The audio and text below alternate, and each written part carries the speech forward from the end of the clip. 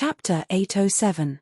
When Qin Yining saw the mess in the Fu, her heart felt like it was being squeezed tightly by a large hand. She was finally out of the palace. She didn't have to care about the rules anymore. She could cry whenever she wanted. She didn't have to worry about whether the masters in the palace would be angry. Father. She thought that her voice was very loud when she called out father, but in reality, her throat didn't make any sound. There was only a faint gasp. On the way from the imperial palace to the Wangfu, her throat was so swollen that she couldn't speak. Sister Yi, you're finally back. Seeing Qin Yining come back, second master and third master quickly went forward to greet her. Second uncle, third uncle. Qin Yining looked at her relatives.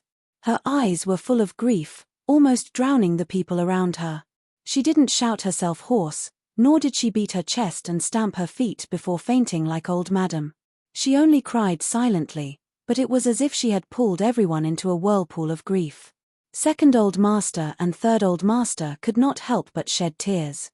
Qin Han and Qin Yu were already dressed in mourning clothes. They ordered a servant to bring a white linen robe. Bing Tang and Ji Yun helped Qin Yining put it on. She stood there in a daze, allowing the servant girls to fiddle with her. Her red and swollen eyes looked around. The servant girls and manservants were busy setting up the mourning banner and the mourning shed.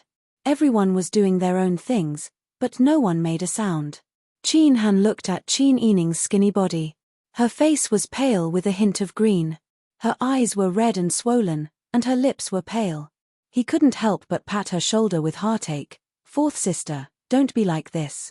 If you hurt your body from crying, eldest uncle will be distressed. You have to cherish yourself. It's me who is unfilial. Qin Yining smiled miserably. She was the one who had implicated Qin Huayuan. If she hadn't married Pang Xiao, Qin Huayuan wouldn't have gotten into trouble this time. However, no one had the ability to predict the future. When she married Pang Xiao, although she expected that she would be involved in the struggle of the imperial court and that she might not be able to live a peaceful life, she did not expect that she would implicate her family. Nonsense. Second master said in a nasal voice, you've already done very well. Your father has already passed away, but there are still so many people in the family. The court is still counting on you and Wang Yi to control the situation. Wang Yi is not at home, so you have to pull yourself together, understand? Qin Yining nodded slowly. I know all of this. It was just that, his heart felt terrible. If it wasn't for me, father wouldn't have died. Qin Yining clutched his lapels. He felt as if a piece of his heart was missing. Some things, once lost, could never be found again. Silly child. How can I blame you for this? Third master sighed, you are a good child. Don't blame yourself for this kind of thing. This is fate, you can't be blamed. Qin Yining closed his eyes and forcefully pulled back his chaotic thoughts.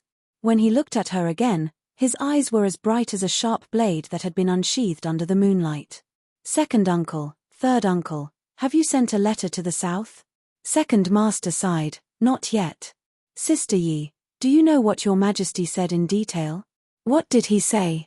Second master told Qin Yining everything that Xiong Jinshui said when he came here. It seems that your majesty is still preparing to punish Big Brother for his crimes. Big Brother has already lost his life, but you still want to punish him for not doing his job well and not even giving him a posthumous name. Qin Yining's lips curled into a cold smile, perhaps his angry out of humiliation. Angry out of humiliation? Why? Qin Yining looked around and shook his head in the end. Let's set up the mourning hall first. I think we'll keep the coffin for the 49th day and wait for your majesty's instructions. Whether it's a reward or a punishment, I'll accept it. Seeing that Qin Yining was discussing the setting up of the mourning hall, Yarrow Chungu, who was standing not too far away, walked over with his arms crossed. The Qin clan. Qin Yining turned around and saw Yarrow Chungu. He bowed and greeted, esteemed master. Amen. Your mother-in-law has gone to the inner residence to see your grandmother. Your grandmother's health has deteriorated once she hears the news. You should quickly go and take a look as well. Qin Yining nodded and said, yes, granddaughter-in-law understands. Yarrow Chungu nodded and didn't say anything else. Qin Yining said goodbye to second grandpa and third grandpa, then went to the back first. Unexpectedly, when he arrived at the Dowager Matriarch's courtyard, he saw the Yarrow clan coming out from inside and wiping the corners of their eyes with a light blue handkerchief. Qin Yining stood still and bowed respectfully. "Old madam." "Oh, you're back. What happened to your throat?" "It's nothing serious." Yarrow clan sighed and held Qin Yining's hand with both hands as they walked to a corner. "I know you're upset that something like this happened to your family. Look at how thin you are. TSK, TSK, TSK. You should also take care of your body. After all, you're the mother of 2 children. Although they were persuading, Qin Yining didn't feel comforted at all. Instead, she felt that the Yarrow clan was reminding her that she was not only the daughter of the family Qin, but also the daughter-in-law of the Pang family. Qin Yining was agitated and didn't have his usual patience. However, he still suppressed his temper and said respectfully, "Yes, daughter-in-law understands." Yarrow clan felt much better when they saw Qin Yining being so respectful. They thought about the chaotic situation in the residence and said, "Qin clan, you're the daughter-in-law of the Pang family. Although our prince's residence has taken in a large portion of your maternal family, it's still very unfortunate. Now that something has happened, it's inauspicious. Isn't it inappropriate to set up a mourning shed in front of the residence?" Qin Yining suddenly raised his head and looked at Yarrow clan with cold eyes. "Old madam, what do you mean?" Yarrow clan almost couldn't help but look away when Qin Yining looked at him with such eyes. However, on second thought, this was the prince's residence and her son was Wang Yi. It was fine that her son had taken in the Yu family for a period of time. However, why did the family Qin think that she was the master of the prince's residence? What kind of rule was this to hold a funeral in her residence? Yarrow clan felt much more confident when they thought of this. "Qin clan, you're a smart child. Don't you understand what I mean? This is the prince's residence. After all, it's not your family Qin. Everyone is very sad that something has happened to your father. I'm also very sorry. However, it's not appropriate to set up your father's mourning hall in the prince's residence, right? You have to understand. I'm also a mother. My son is guarding the south, and I don't know how he's doing. I'm also afraid that the bad luck will affect my son. You're also a mother, so you should be able to understand." Qin Yining smiled. "I understand what you mean, old madam. In your eyes, I'm always a member of the family Qin. I'm an outsider. How can that be? Don't distort my meaning. You are you. Your family is your family. How can you compare the two of you? You're married to Dai Fu, so you're the daughter-in-law of the Pang family. This won't change. But you're not the daughter-in-law of the Pang family. What right do you have to make decisions for the Pang family?" Yarrow clan's expression suddenly changed. She said quickly, "What did you say? Old madam, you're also a smart person. Don't you understand what I mean?" Qin Yining returned the Yarrow clan's words to her word for word. He continued, "I want to make one point clear. The family Qin doesn't want to be taken in by the Wang family because they don't have a house. They also don't have nowhere to go. Why did Wang Yi and I discuss letting the 2 families live together before we went out? Has old madam forgotten? The situation in the imperial court is so tense. Wang Yi is afraid that something will happen suddenly, such as assassination, fire, or something like that. Or, Wang Yi's enemies will suddenly come to the door. Only you and the old master stay in the mansion with a group of servants. He's afraid that you'll be eaten alive. That's why Wang Yi begged my father to stay and take charge. If it weren't for my father's outside inspection of the imperial court and shelter the family from the wind and rain, do you think you and the old master can eat melon seeds and drink tea in peace and gossip behind people's backs? You, whose rule is this? Strange Taoist said that you're a barbarian. I think you're simply presumptuous. You don't deserve to be my Pang family's daughter-in-law. It's not up to you to decide whether I deserve to be your daughter-in-law or not. I'll say it again. As long as you get a letter for Wang Yi and ask Wang Yi to give me a divorce letter, I'll leave immediately." Qin Yining's nerves had been stretched to the extreme and was on the verge of collapse. She used to calmly endure the Yarrow clan's unreasonable tantrums, but now she couldn't stand it anymore. Ji Yun. This servant is here. Go find Master Zhong and tidy up the house I bought. Also, go ahead and tell my second uncle and third uncle that the family Qin will be moved out soon. There's no need to set up a mourning hall for the time being. It won't be too late to set it up in the new house. Yes, Ji Yun responded loudly. Her sharp eyes pierced the Yarrow clan like knives as she turned and walked out. Bing Tang. Qin Yining was still looking at the Yarrow clan. This servant is here. Bing Tang took a step forward. Go and see how old madam is doing. See if she's fit to be moved. Come back to me later. This servant will go now. Bing Tang nodded and walked past the Yarrow clan into the inner residence. She muttered in a low voice, "Bah, they're relatives. I've never seen such a selfish person. The old lady is sick, but they still force her to leave." Yarrow clan suddenly turned around and glared at Bing Tang. "Come back. Who allowed you to gossip?" Bing Tang walked away quickly, completely ignoring the Yarrow clan. Yarrow clan angrily pointed at Qin Yining. "You vicious daughter-in-law. Is this how you treat your servants? You let them go against your mother-in-law." Qin Yining rubbed her swollen and painful temples.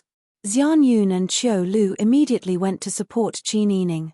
Lian Xiaoju even took out a small, flat porcelain box from her sleeve. She dug out a small lump of ointment and applied it on Qin Yining's temples. With tears in her eyes, she said, "Sister, let's go. Don't stay here and suffer." Qin Yining touched Lian Xiaozhou's face and turned to Xian Yun. "Tell the Jinghu Wei that Wang Yi left behind to come see me." Xian Yun immediately nodded and went to carry out the task. Not long after, 16 sturdy men dressed in all kinds of clothes and manservants gathered in front of Qin Yining, 4 of them in a row. 6 of them were Qin Yining's followers. The other 10 were left behind by Pang Xiao near the Wang mansion. Qin Yining pressed her forehead and pointed at the 6 men who followed her for a long time, saying, "Pack up and follow me later." "Yes." The 6 men answered in unison. Qin Yining turned to the 10 men and said, "The 10 of you stay in the mansion. After my family moves out, I suggest that you guard the surroundings of Chunhui Hall and divide the guards into several groups. I will send someone to tell you the location of your new home later. If you have any questions, you can come to me at any time." Chapter 808. Qin Yining straightened her back and said calmly, "Don't worry, I still have brothers from the Qingtian alliance under me. It won't be a problem to protect my family Qin. But, you just need to relay my words to Wang Yi. Wang Yi won't blame you. In the future, your mission is to protect Patriarch Yarrow and Madame Yao." The 10 people hesitated for a moment, but could only nod in agreement. Qin Yining respectfully curtsied to the Yarrow clan. "Old madam, do you have any other instructions? If not, this daughter-in-law still remembers to visit the old madam of our residence." The Yarrow clan gritted their teeth. Qin Yining's words made it seem like she didn't understand human feelings and was delaying her from visiting her elders. The Yarrow clan harumphed fiercely and left in a huff. Qin Yining slowly straightened her body and rubbed her throbbing temples. She brought Xian Yun, Qiu Lu, and Lian Xiaoju to the old madam's room. Bing Tang had already treated the old madam and woke her up. The old madam was currently holding onto second madam's hand and sobbing. The womenfolk in the room were all crying. Qin Yining's cries were the most miserable. Although Qin Yining was an adopted daughter and Qin Huiyuan had once sent her to a farmstead, there was still a father-daughter relationship. Now that he was gone, Qin Yining could only think of the good elders. She truly regretted not getting along with her father in the past. Qin Yining's eyes were hot. She sat beside the old madam and held her hand, saying, "Old madam, you have to take care of your body. Don't be sad." The old madam closed her eyes and opened her mouth wide as she wailed, "My brother Meng, my son, this is taking my life. I'm already so old, what do I need to take care of myself? If the heavens open their eyes, please take my life and return my son, return him." Qin Yining closed her eyes, and a string of hot tears flowed down from the corners of her dry eyes. It stung her eyes and eyelids, and she was in so much pain that she could barely open her eyes. "Old madam, don't be sad. Our family has experienced all kinds of trials and tribulations. How can there be a hurdle that we can't overcome? Moreover, according to the Emperor's message, there was no corpse left. Maybe my father was just taken away. Maybe he's not dead. Everyone looked at Qin Yining. Qin Yining wiped his tears and said, "No matter what, we have to be strong. We can't let our loved ones suffer while our enemies are happy, can we?" Madame Dowager gripped Qin Yining's hand tightly, as if she wanted to break her wrist. "Your father might not be dead. He might still be alive. It's possible. As long as I don't see his corpse for a day, I won't believe that he's gone just like that." Although Qin Yining said this, only he knew that he was only trying to appease the old madam. Sometimes, the old madam was a little selfish, but her love for her father was sincere. He was afraid that the old madam wouldn't be able to overcome this hurdle. Giving the old madam some hope and giving her time to accept reality was better than losing her life. Qin Yining stretched out his arms and hugged the old madam. "Old madam, don't worry and don't be afraid. Your granddaughter will be filial to you. Our family will be filial to you. Our family has experienced so many storms and waves, but didn't we overcome them all in the end? Now, let's pack up first. I've bought a house outside, and we'll go back to our own home first." When they heard Qin Yining suddenly say that they were going to move at this critical juncture, everyone was a little puzzled. However, when they saw Qin Yining's haggard and weak appearance, and remembered that this was the prince's Fu and that their family had interacted with the Yarrow clan before, they guessed that something was amiss. They tacitly didn't ask further. Second Madam sniffled and said, "Sister Yi, you're the one who paid for the house this time. After our family was robbed, we didn't have enough money to buy a house in the capital." Second Aunt really feels apologetic. "Second Aunt, you're being too formal with your words. We're a family. There's no need to be so calculative." Qin Yining stood up and smiled comfortingly at everyone. "Everyone, pack up. Let's move over as soon as possible." It was also good to set up a mourning hall. Everyone put away their sorrow and went back to their rooms to pack up. "Wang Fei. Master Zhong is here." Ji Yun ran over to report, panting. Qin Yining nodded and led the servant girls to the front yard. Master Zhong was wearing a dark blue wide-sleeved outer robe and was quietly wiping away tears. When he saw Qin Yining, he hurriedly adjusted his expression and bowed. "Wang Fei, I've already prepared the house and arranged for people to look after it. Are we moving now?" "We're moving now. Master Zhong, thank you very much." Qin Yining's voice was even more unclear than before. It was basically a gasp. When he heard Qin Yining speak like this, Master Zhong felt even worse. He sighed heavily. "What's going on?" Qin Yining smiled bitterly and shook his head. He said, "How many brothers of the Qingtian alliance are there left in the city? I want to ask some of them to come to our new home and help." Master Zhong said, "I heard the news you sent out from the palace. Liao Zhibing took the Zhao brothers and traveled day and night to the north. I'm not sure how many brothers are left behind, but I know how to contact them. I'll find some people to come see you later." Qin Yining nodded and said, "It's been hard on you. At this juncture, I'm actually already worried about you. It's all thanks to you." "Hey, don't say that. Who wouldn't be worried when such a big thing happened to their family? Wang Fei, you've already done very well. This old man's family's lives were saved thanks to you. I'm just running errands and doing odd jobs for you. I still feel like I can't repay your kindness. Please don't be so courteous with me." Qin Yining's eyes were hot and his nose was sour. Tears almost fell from his eyes. A friend in need is a friend indeed. Although some people were her family, they weren't even willing to give her a place to stop her coffin at the crucial moment, saying that they would be tainted with bad luck. Although some people were outsiders, they treated her with sincerity. They weren't afraid of getting into trouble and still did their best to help her. While he was talking to Master Zhong, Second Master and Third Master had already brought the men of the family Qin to hire a carriage to move. When Ji Yun came out to reply, although she didn't explain the reason in detail, she only said that Qin Yining had met with the Yarrow clan.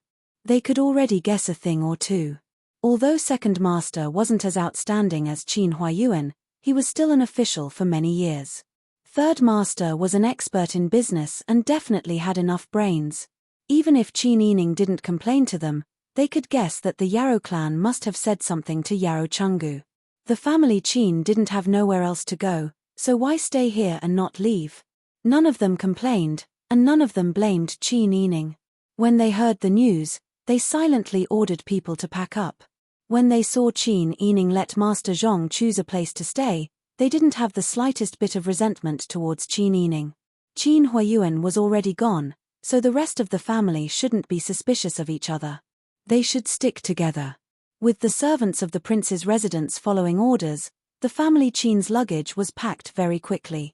Not long after, dozens of carriages were packed outside the side gate. Master Zhong ordered people to lead the carriages carrying the luggage to leave first, while he stayed by Qin Yining's side to listen to his orders. After everything was arranged properly, before they set off, Second Master said, "Sister Yi, you go serve your grandmother and the others in the carriage. Your third uncle and I will go bid farewell to old Master Yarrow." Qin Yining opened his mouth, but before he could say anything, Third Master said, "After all, we've lived here for so long. It would be rude if we don't bid farewell before leaving." Qin Yining thought about it and said, "Then I'll go with you too." "There's no need. You go accompany your grandmother." Second Master and Third Master made up their minds to not let Qin Yining be bullied again. The two brothers brought their manservants and went to Chunhui Hall to pay a visit. Yarrow Chungu was drinking tea and eating snacks when he heard a maidservant report that the two masters of the family Qin had arrived. He hurriedly patted the crumbs off his hands and said, "Please come in." Then he went to the main hall of Chunhui Hall. Not long after, the two came in side by side and saluted, "Old Master Yarrow, our family will be moving out. Thank you for taking care of us these past few days." "Don't mention it, don't mention it. We're all one family, so there's no need to be so polite. In my opinion, there's no need for you to move out. Wouldn't it be more lively if you stayed and lived together? Your Majesty has bestowed such a large residence. If you accompany us, wouldn't it be more spacious?" Third Master suppressed his anger. He had never seen such a shameless person. He immediately smiled in surprise and said, "Old Master Yarrow's words make sense. Second brother, why don't we not move out?" Yarrow Chungu's breathing stopped and the smile on his face froze. Second Master's face was stern as he said in a deep voice, "Nonsense. Everything has been prepared. If we don't move out now, wouldn't we have to come back again? Moreover, our family is going to hold a funeral. Don't let other families violate the taboo." "Other families?" Third Master's face was full of doubt. "This is Prince Zhongxian's residence. Other than Wang Yi, the one in charge is Wang Fei. Who has the right to say something like violating the taboo?" Yarrow Chungu's face was already dark as he said with a heavy expression, "What do the two of you mean by this?" Second Master knocked on Third Master's forehead, "Who told you to speak the truth?" Then he cupped his hands to Yarrow Chungu and said politely, "Please sit for a moment. We will take our leave. Today, we will bid farewell to you. Later, we will also send a letter to Wang Yi to express our gratitude to Wang Yi." Third Master also nodded and cupped his hands, saying, "Let's part here. If there is anything else, it is the same to contact Wang Yi through a letter." Second Master and Third Master nodded and left one after the other. Yarrow Chungu's face was as dark as water. Thinking of Pang Xiao's love for Qin Yining, he felt that it would not be good to tell Pang Xiao about this matter. However, the family Qin had moved out. If Pang Xiao asked the reason, he did not know how to answer. No matter how anxious and conflicted Yarrow Chungu was, the family Qin still moved out of the prince's residence at this time and arrived in front of a large courtyard house in Ping'an Lane. At this time, the servants had already set up a mourning hall in the main hall. The coffin was also prepared, but there was nothing placed inside. The memorial tablet of Qin Huayuan was placed on the offering table. Below it were offerings and an incense burner. Chapter 809. That's already very good. Thank you for being so thoughtful. Qin Yining looked gratefully at Master Zhong. Her pair of clear almond eyes made one feel her sincerity. Although Qin Yining was the master, Master Zhong regarded her as a junior who deserved to be doted on. Master Zhong had already cried behind her back when such a big thing happened to the family Qin. He beat his chest and stomped his feet, hating himself for not being able to help. At this moment, he felt even more heartache for his master. He hurriedly bowed respectfully and said, "Don't say that. It's good that I can help. This old man doesn't have much ability. If Princess Consort needs anything, please feel free to ask." As the family Qin members walked into the Fu, they couldn't help but feel moved when they heard Master Zhong's words. As the saying goes, a friend in need is a friend indeed. Third Old Master and Second Old Master thanked Master Zhong again. The group entered the Fu through the side door. At this time, Qin Yining didn't have the extra energy to care about the matters in the inner residence. Fortunately, Second Old Master was steady. When she saw that Qin Yining was extremely thin and weak, her face was deathly pale, and she couldn't even speak, she pitied her for losing her father at such a young age. Thus, she shouldered all the matters in the inner residence. She settled down the family members, served the old madam, and managed the internal affairs and the servants. She didn't bother Qin Yining at all. Qin Yining, Second Old Master, Third Old Master, and the servants arranged the morning hall together. Master Zhong ordered someone to deliver a letter to the Qingtian Alliance's hall leader, Qiao Shangfei, who stayed in the capital. Qiao Shangfei was a two-time grand scholar in the Dian imperial court. Although he was weak in literature, he was extremely intelligent and had a high reputation in the alliance. When he heard that the family Qin was in trouble, he immediately rushed over with more than 10 people. Qin Yining propped up her tired body to meet them. "Alliance head, please tell me if you have any instructions." Qiao Shangfei said sincerely, then added, "You don't look well. Since the incident has already happened, you must restrain your grief. What's important is your health." "Thank you, Hall Leader Qiao. I'll pay more attention." Qin Yining said, "We didn't make any preparations when we moved here. We still need to ask Hall Master Qiao and his brothers for help. After all, there are so many people in the residence. We still need to consider our safety. Don't worry, Alliance Master. Just leave it to us." The Alliance members had long decided to follow Qin Yining. Back then, the Green Sky Alliance had contributed to the coup, and even Your Majesty had acknowledged their existence. It was only because of Qin Yining's decision that they were able to get rid of the label of being a rebel. Furthermore, they were all loyal men, so they wouldn't reject this offer. Qin Yining thanked him gratefully and asked his men to arrange accommodations for the members of the Green Sky Alliance. Second Old Master went to the inner residence to find Qin Huayuan's usual clothes and spread them at the bottom of the coffin. The memorial tablet was also erected as quickly as possible. Incense and candles were lit, and fruits were placed on the table. Qin Yining wore mourning clothes and knelt in front of the coffin to light the first incense stick. "Father, have you really passed away?" She closed her eyes, and tears streamed down her face. Behind her, the maidservants were also sobbing and sobbing. They burned joss paper into a basin, and the air was filled with the smell of burning joss paper. The ashes of the paper swirled and danced in the air. The family Qin quickly settled down and set up a mourning hall. In the prince's residence, the Yarrow clan and Yarrow Chungu set up the table and cooked a few of their favorite dishes. They ate a big meal to celebrate, and the prince's residence regained its tranquility. Jinghu Wei, who had been left behind by Qin Yining, explained the situation in detail, and sent a messenger pigeon to the south. At the same time, Qin Yining also sent someone to find the messenger, and gave him money to speed up the delivery. The messenger hurriedly rushed to Nanyang's grandmother's home to report the death of the Sun clan. However, the speed of a messenger pigeon was still much faster than the speed of foot. After Pang Xiao received the letter, she didn't say anything for a long time after reading the contents of the note. Huzi stood to the side. He could tell from his expression that Wang Yi was in a very bad mood right now. Although Pang Xiao wasn't in the capital, he had arranged spies in the capital. Qin Yining's thrilling experience in the palace had made him break out in a cold sweat. Now that she was finally out of danger, he didn't even have time to breathe a sigh of relief before something happened to Qin Huayuan. Pang Xiao knew that Qin Yining had suffered in his boudoir, so she naturally knew how important Qin Huayuan was to Qin Yining. Suddenly losing her father was already a big blow to Qin Yining. Who would have thought that her family would be forced out of the prince's residence? Pang Xiao clenched her fists tightly. He knew the personalities of the Yarrow clan and Yarrow Chungu. They were smart and selfish, but he didn't think that they would do such a shameless thing. They just said that it was bad luck. They didn't care whether his wife was sad or not. Forcing someone to leave in this kind of situation, was that something humans would do? No wonder Sister Yi hasn't been writing to me recently.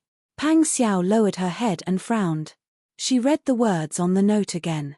Then, suppressing her anger, she threw the note into the brazier and burned it.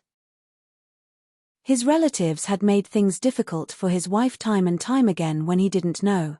His wife didn't complain to him. Could he take her sensibility as a matter of course with a clear conscience? Pang Xiao returned to the table and wrote a concise letter in one go. This letter was sent to the Yarrow clan as quickly as possible. After opening the letter, the Yarrow clan was stunned. They slammed the table and scolded, "Is this the son I raised? Was he bewitched by the Qin clan? Now he's thinking of outsiders. I raised him for so long. Did it all go to waste?" Yarrow Chungu took the letter and read it carefully. The letter didn't blame them for it. It only said, "Marriage is for the sake of marriage, but you turned them into enemies. By doing this, aren't you afraid that Pang Zhishi will be sandwiched in the middle? There should be a limit to selfishness. After all, the family Qin has protected them so many times." Yarrow Chungu felt uncomfortable and angry for a while. However, he was angry because the consequences of his little thoughts were exposed. His face was burning with embarrassment and embarrassment. The Yarrow clan was already lying on the table and crying. "I gave birth to an ingrate. What's the use of having a son like him? He only thinks about his wife. After marrying a wife, he forgot about his mother. Wasn't I driving the family Qin away because of him? If I wasn't afraid of tarnishing his mansion with bad luck, I wouldn't have become such a bad person. This little bastard just doesn't know how to save trouble. He doesn't know how to be grateful. He doesn't know how to reprimand his wife to vent my anger. Instead, he's blaming me. How many generations of bad luck did I have to have such a hard life?" The Yarrow clan was sobbing and cursing. Yarrow Chungu was annoyed. Yarrow Chungu's eyes fell on the letter. It said that the family Qin had protected them so many times. He couldn't help but fall into deep thought. It seems that Dai Fu and his father-in-law made some kind of agreement. When Dai Fu was away, his father-in-law helped us a lot. The Yarrow clan raised her head. Her face was wet from crying. "Father, what did you say?" Yarrow Chungu said, "That's not important. I'm afraid that we've overreached ourselves this time and made Dai Fu unhappy. In fact, we didn't do anything wrong. But I'm afraid that people outside will gossip about us. When that time comes, won't we be in a difficult position? Then what should we do?" The Yarrow clan wiped her face. "You were the one who suggested this first. That's why I did it. You must help me think of a way." Yarrow Chungu rolled his eyes at the Yarrow clan and said, "Sooner or later, I won't care about you. Tomorrow, we'll find out where the Qin clan moved to. Tomorrow, we'll go burn incense for them. Then, we'll go help them. Their family is gone, so there will be people coming to pay their respects. We'll casually mention the reason why they moved in front of the mourners. We'll just say that the Qin clan wanted to move. Then, there won't be any big problems. That's the only way."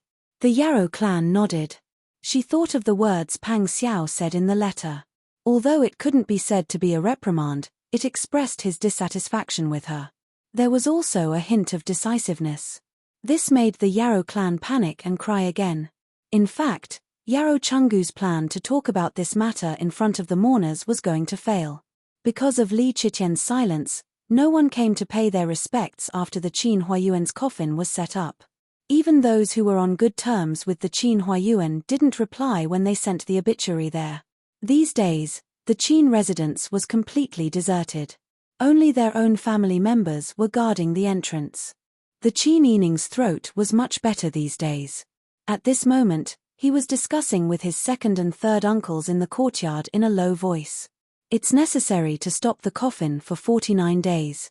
It's just that it's been so many days, yet no one has come to pay their respects. Only a few peddlers who have received favors from our family dare to kowtow from a distance outside the door. Your Majesty, what do you mean by this? Could it be that Big Brother died in vain? Keep your voice down. Second Master scolded Third Master in a low voice, don't speak without a filter. You don't even know the trouble you've caused. Our family is already in such a mess. We can't afford any more twists and turns. Third Master also realized that he had said something wrong.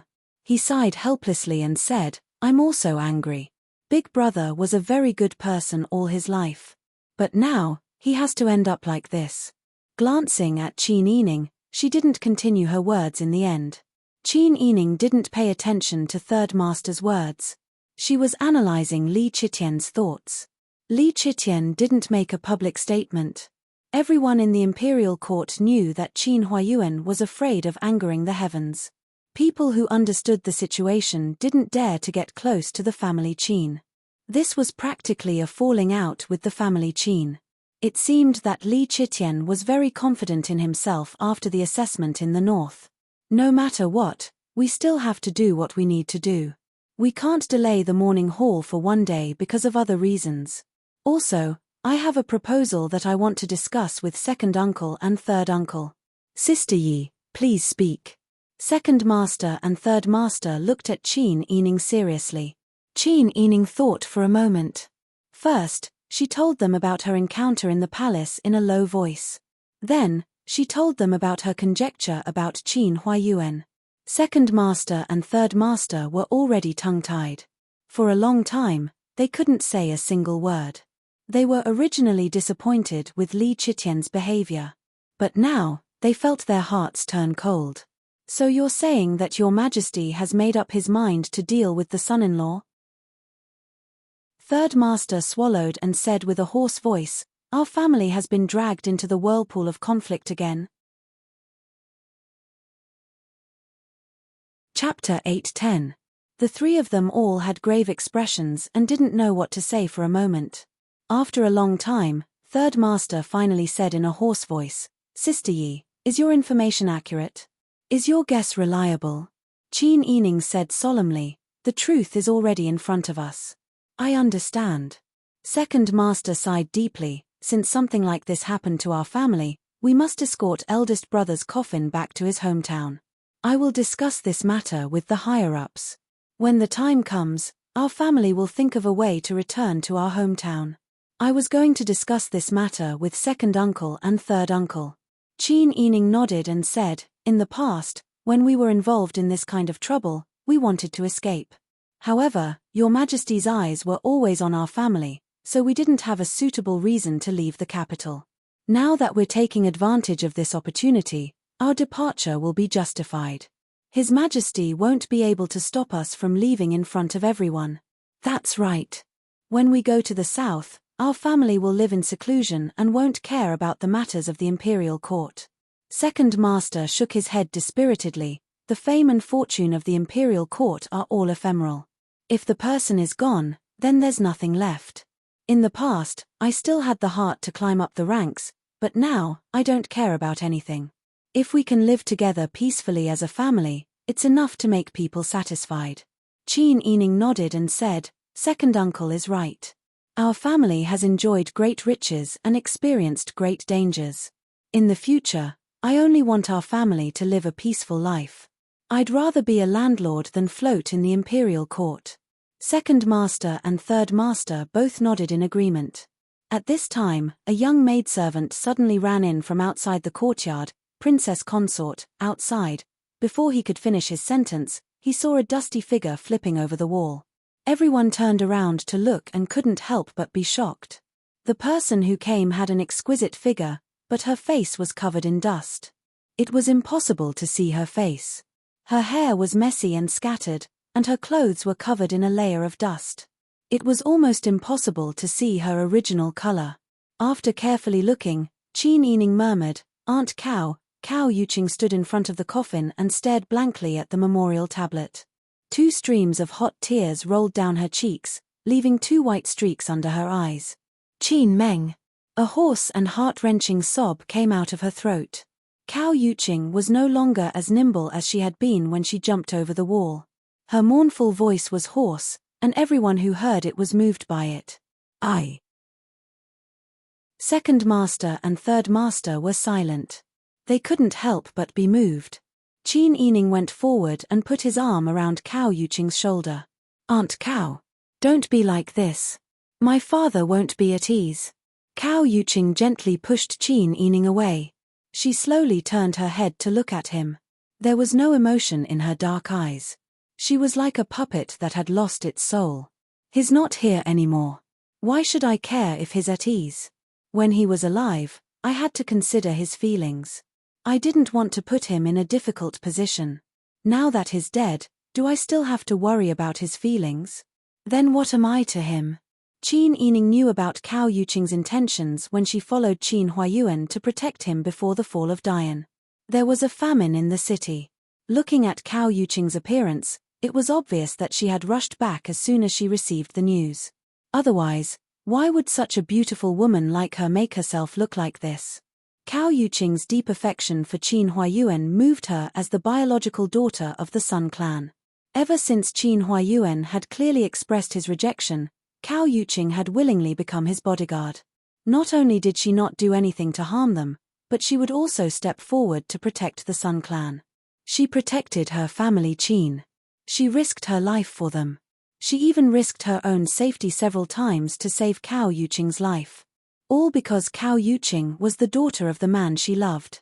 Cao Yuqing had always given her all. She would never receive the same amount of love in return. However, she still gave her all for the man she loved. What she wanted was nothing more than to be able to obtain some information about that person, so that she could quietly reminisce about it in the dead of the night. However, the harsh reality had deprived him of this.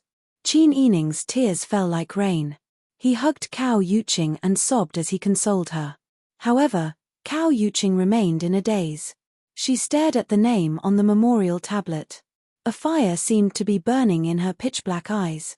Second Old Master and Third Old Master recalled all the good things Qin Huayuan had done for them. They could not help but cover their faces and cry again.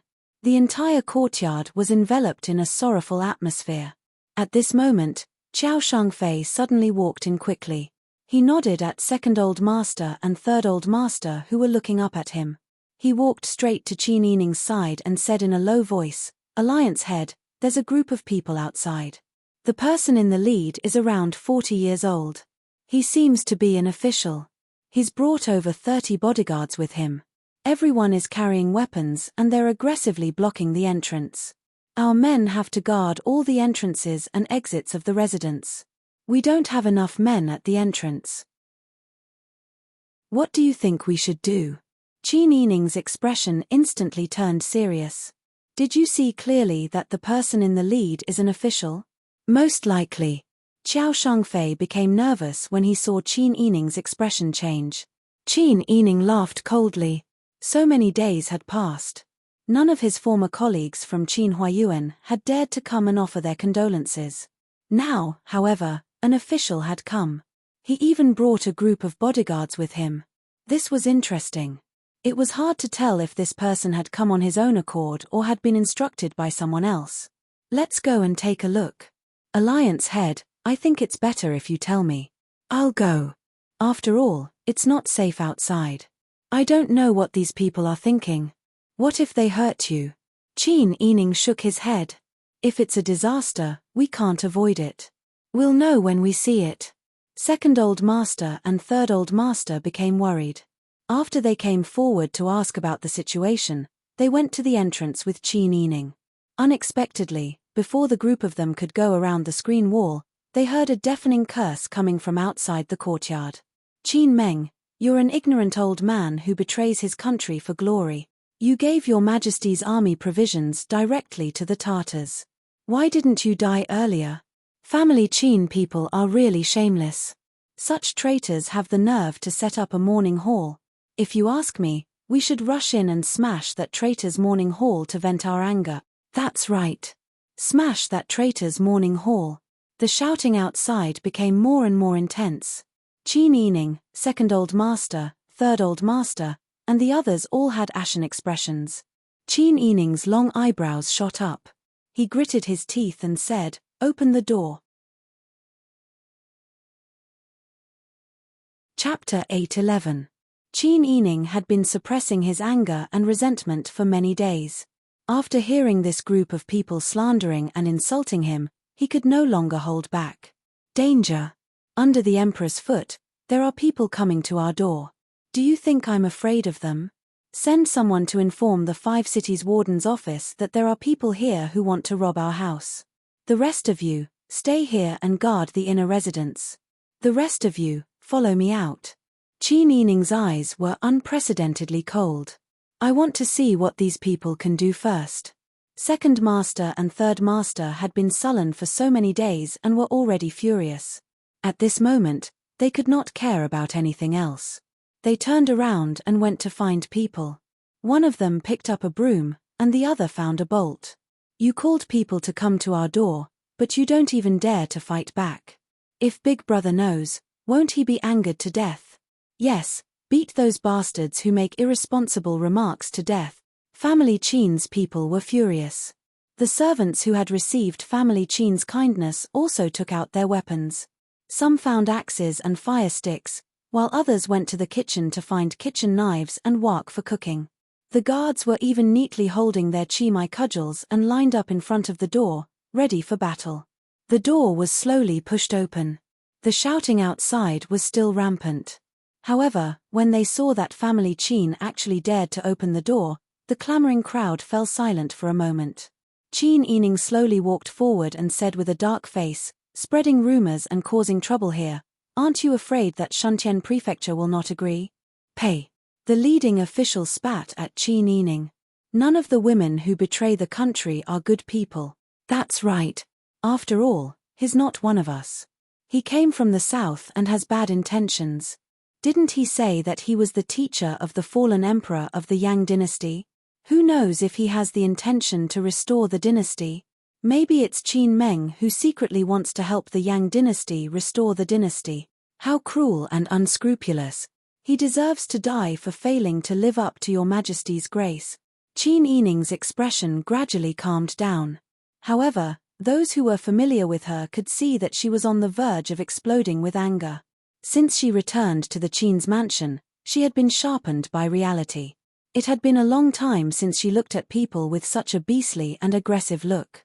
But now, she looked at the group of people who were shouting and cursing in front of her. It was as if she was looking at a group of bastards waiting to be torn to pieces. "May I ask, sir, what is your name?" "Qin Yining." "Since I'm the imperial censor, I can't ignore Qin Meng's betrayal of the country. I must reveal his true colors to the world so that I can live up to His Majesty's grace. So it's official, Dai.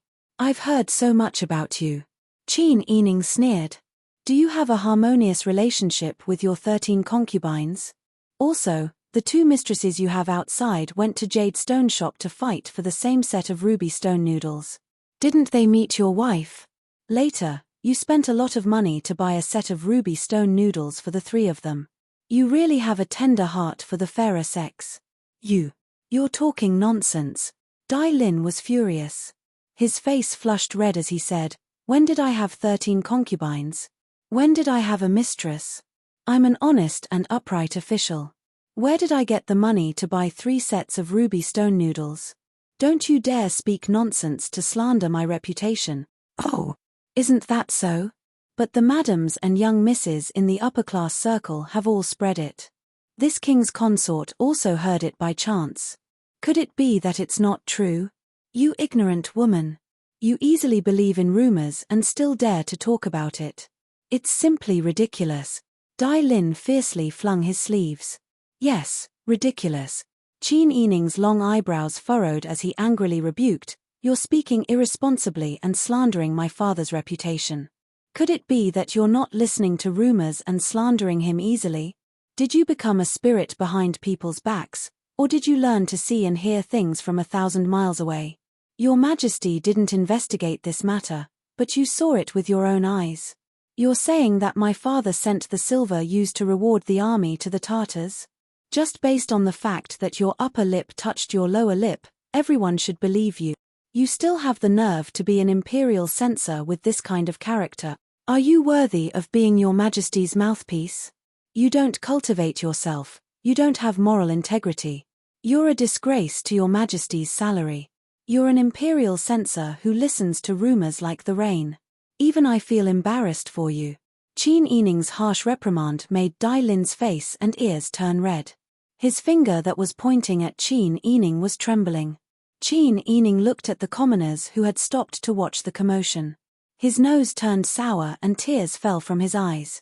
Fellow villagers and commoners, when my father was alive, he was an official of the Ministry of Rights and was your Majesty's trusted official. Your Majesty entrusted him with an important task, but my father was harmed by scoundrels and lost his life for the sake of the country. Although our family is sad, we know that this was for the sake of Daju and the commoners. But today, someone has come to slander us. Her slender finger pointed at Dai Lin. This person doesn't cultivate personal integrity. He has a bad character for everyone. He has taken bribes, perverted the law, formed cliques for personal gain, and accepted bribes. He's just a lowly imperial censor, but his family is so wealthy that we don't even know where the money came from. This kind of person actually dares to twist the truth and bully our family of old and weak women and children when my father's body is still cold. Qin Yining's tears fell like raindrops on a pear blossom. She was sobbing so hard that she couldn't speak. The commoners had been watching the commotion for a long time. When they heard this group of people scolding Lord Qin, they felt that what Lord Qin did was wrong, so they also scolded him. Now that the family's doors were wide open, the whole family was dressed in white and white. Their faces were all haggard, and the delicate beauty was crying like raindrops on a pear blossom. Every word she said was exceptionally righteous. Everyone who was certain that Qin Huayuan's character was wrong couldn't help but be shaken. Dai Lin saw this and roared, "Shut up. Don't listen to this woman's nonsense. She's slandering us." A woman in the crowd with a basket of vegetables spat out, "Pay. Whatever you say is the truth, but when others say something about you, they're slandering you. Who do you think you are?" Her voice wasn't too loud, but it was loud enough for everyone to hear. The woman seemed to feel that it wasn't good for her to speak up, so after she finished speaking, she spat out and quickly walked away.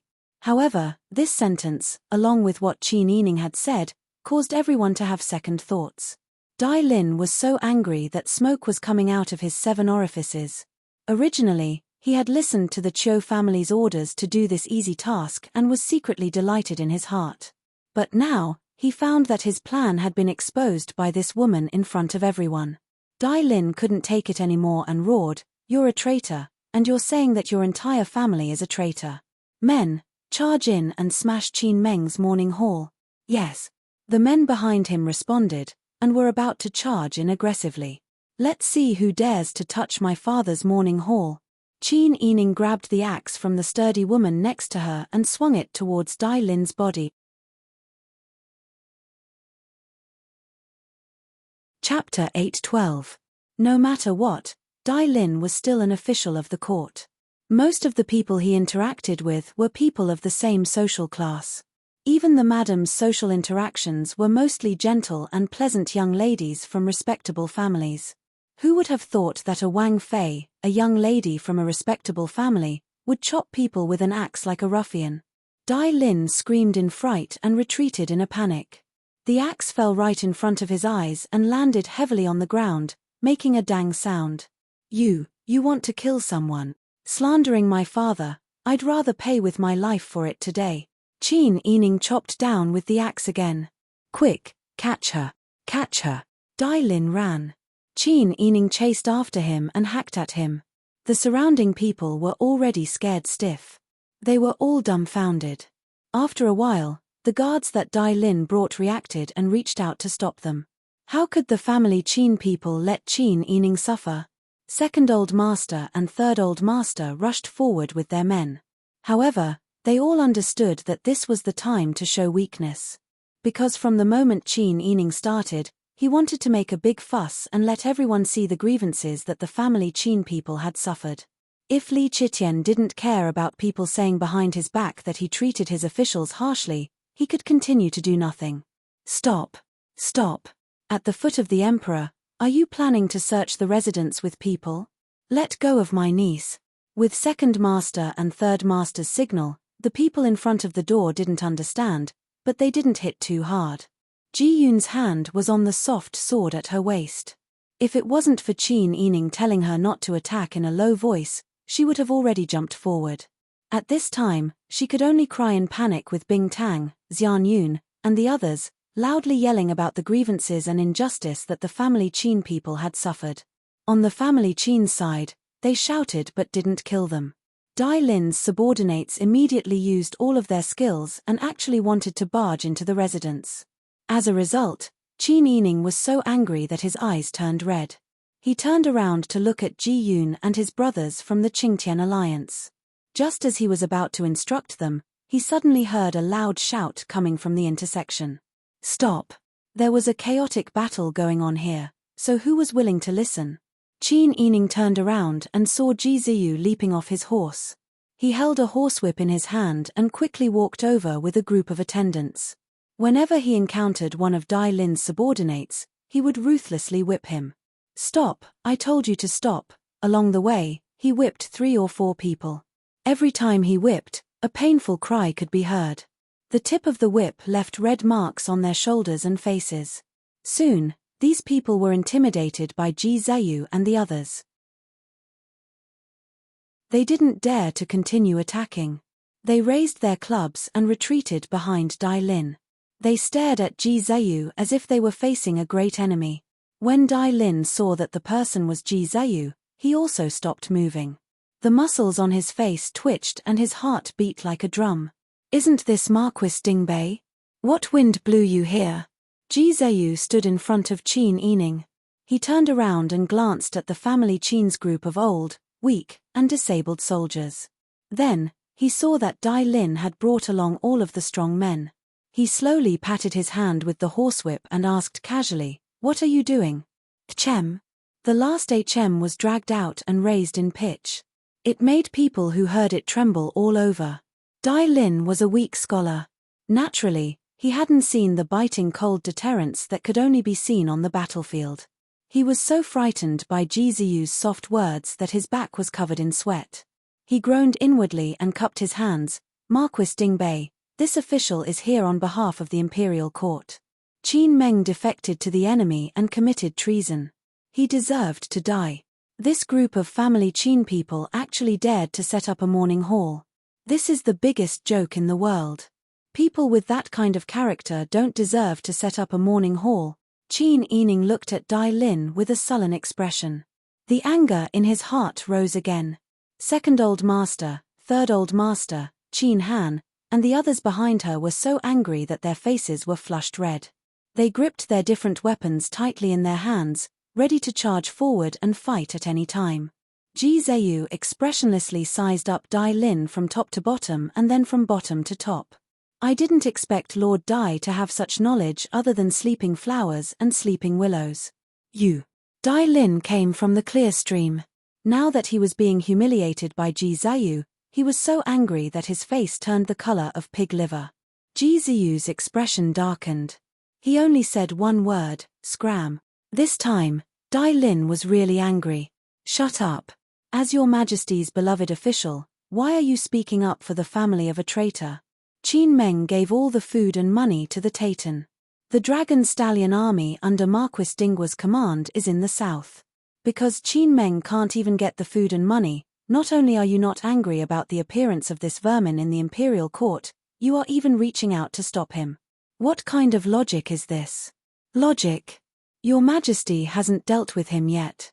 What right do you have to stand in front of other people and act like a tyrant? Are you bullying other people because they don't have enough people? I didn't expect Marquis Dingwa to do this. This official will definitely report you to the Emperor. This is the capital. It's not for people like you to point fingers. Oh, I'm like this. Ji Ziyu's horsewhip hung by his side. What am I like? Dai Lin gritted his teeth. Disregarding loyalty and treachery, unable to distinguish right from wrong. Even someone like Marquis Dingwa can't lead an army. Ji Ziyu was already impatient. The veins on his forehead were bulging. He swung his whip, and it landed squarely on Dai Lin's face. Ah! Dai Lin covered his face and fell to the ground. When he saw that his hand was covered in blood, he screamed even more miserably. Your Majesty hasn't spoken yet. Who do you think you are? Ji Ziyu turned around and walked towards Qin Manor. Dai Lin was in so much pain that he couldn't feel his face. He only knew that his face was completely ruined this time. Daiju had always had a rule. Those who had a disfigured face and body could not enter the imperial court as an official. Ji Ziyu's whip was equivalent to directly destroying Dai Lin's official career. You wait, I'm going to report you. I'm going to lodge an imperial complaint before His Majesty. Up to you. Dai Lin gritted his teeth and glared at Ji Ziyu. He knew that he wouldn't be able to get any benefits from this, so he didn't want to stay any longer. He said, just you wait. Then, he led the crowd and left in a grandiose manner. The onlookers had seen enough of the commotion.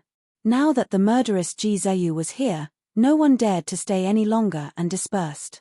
Silence was restored in front of Qin Manor. Qin Yining handed the axe to Ji Yun and bowed to Ji Ziyu. Thank you for helping us out, Marquis Dingwa. Ji Ziyu turned sideways to avoid Qin Yining's bow. He said, I'll light an incense stick for Lord Qin. Qin Yining looked up in surprise and saw Ji Ziyu's side profile looking at the white lanterns hanging above the Qin Manor's door. Marquis Dingwa, forgive me for being blunt. Many people don't dare to come to family Qin after hearing the news. Everyone knows what it means to seek benefits and avoid harm.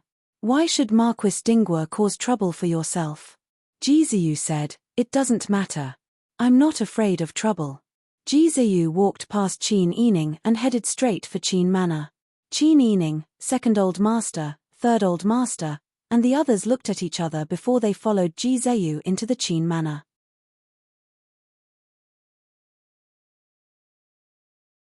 Chapter 8:13. The people in the inner residence also learned of the situation in front of the Fu. Second Furen didn't dare to tell Old Madam as she was afraid that the Old Madam would be agitated again. She could only arrange for her personal servant girl to come out and investigate the situation.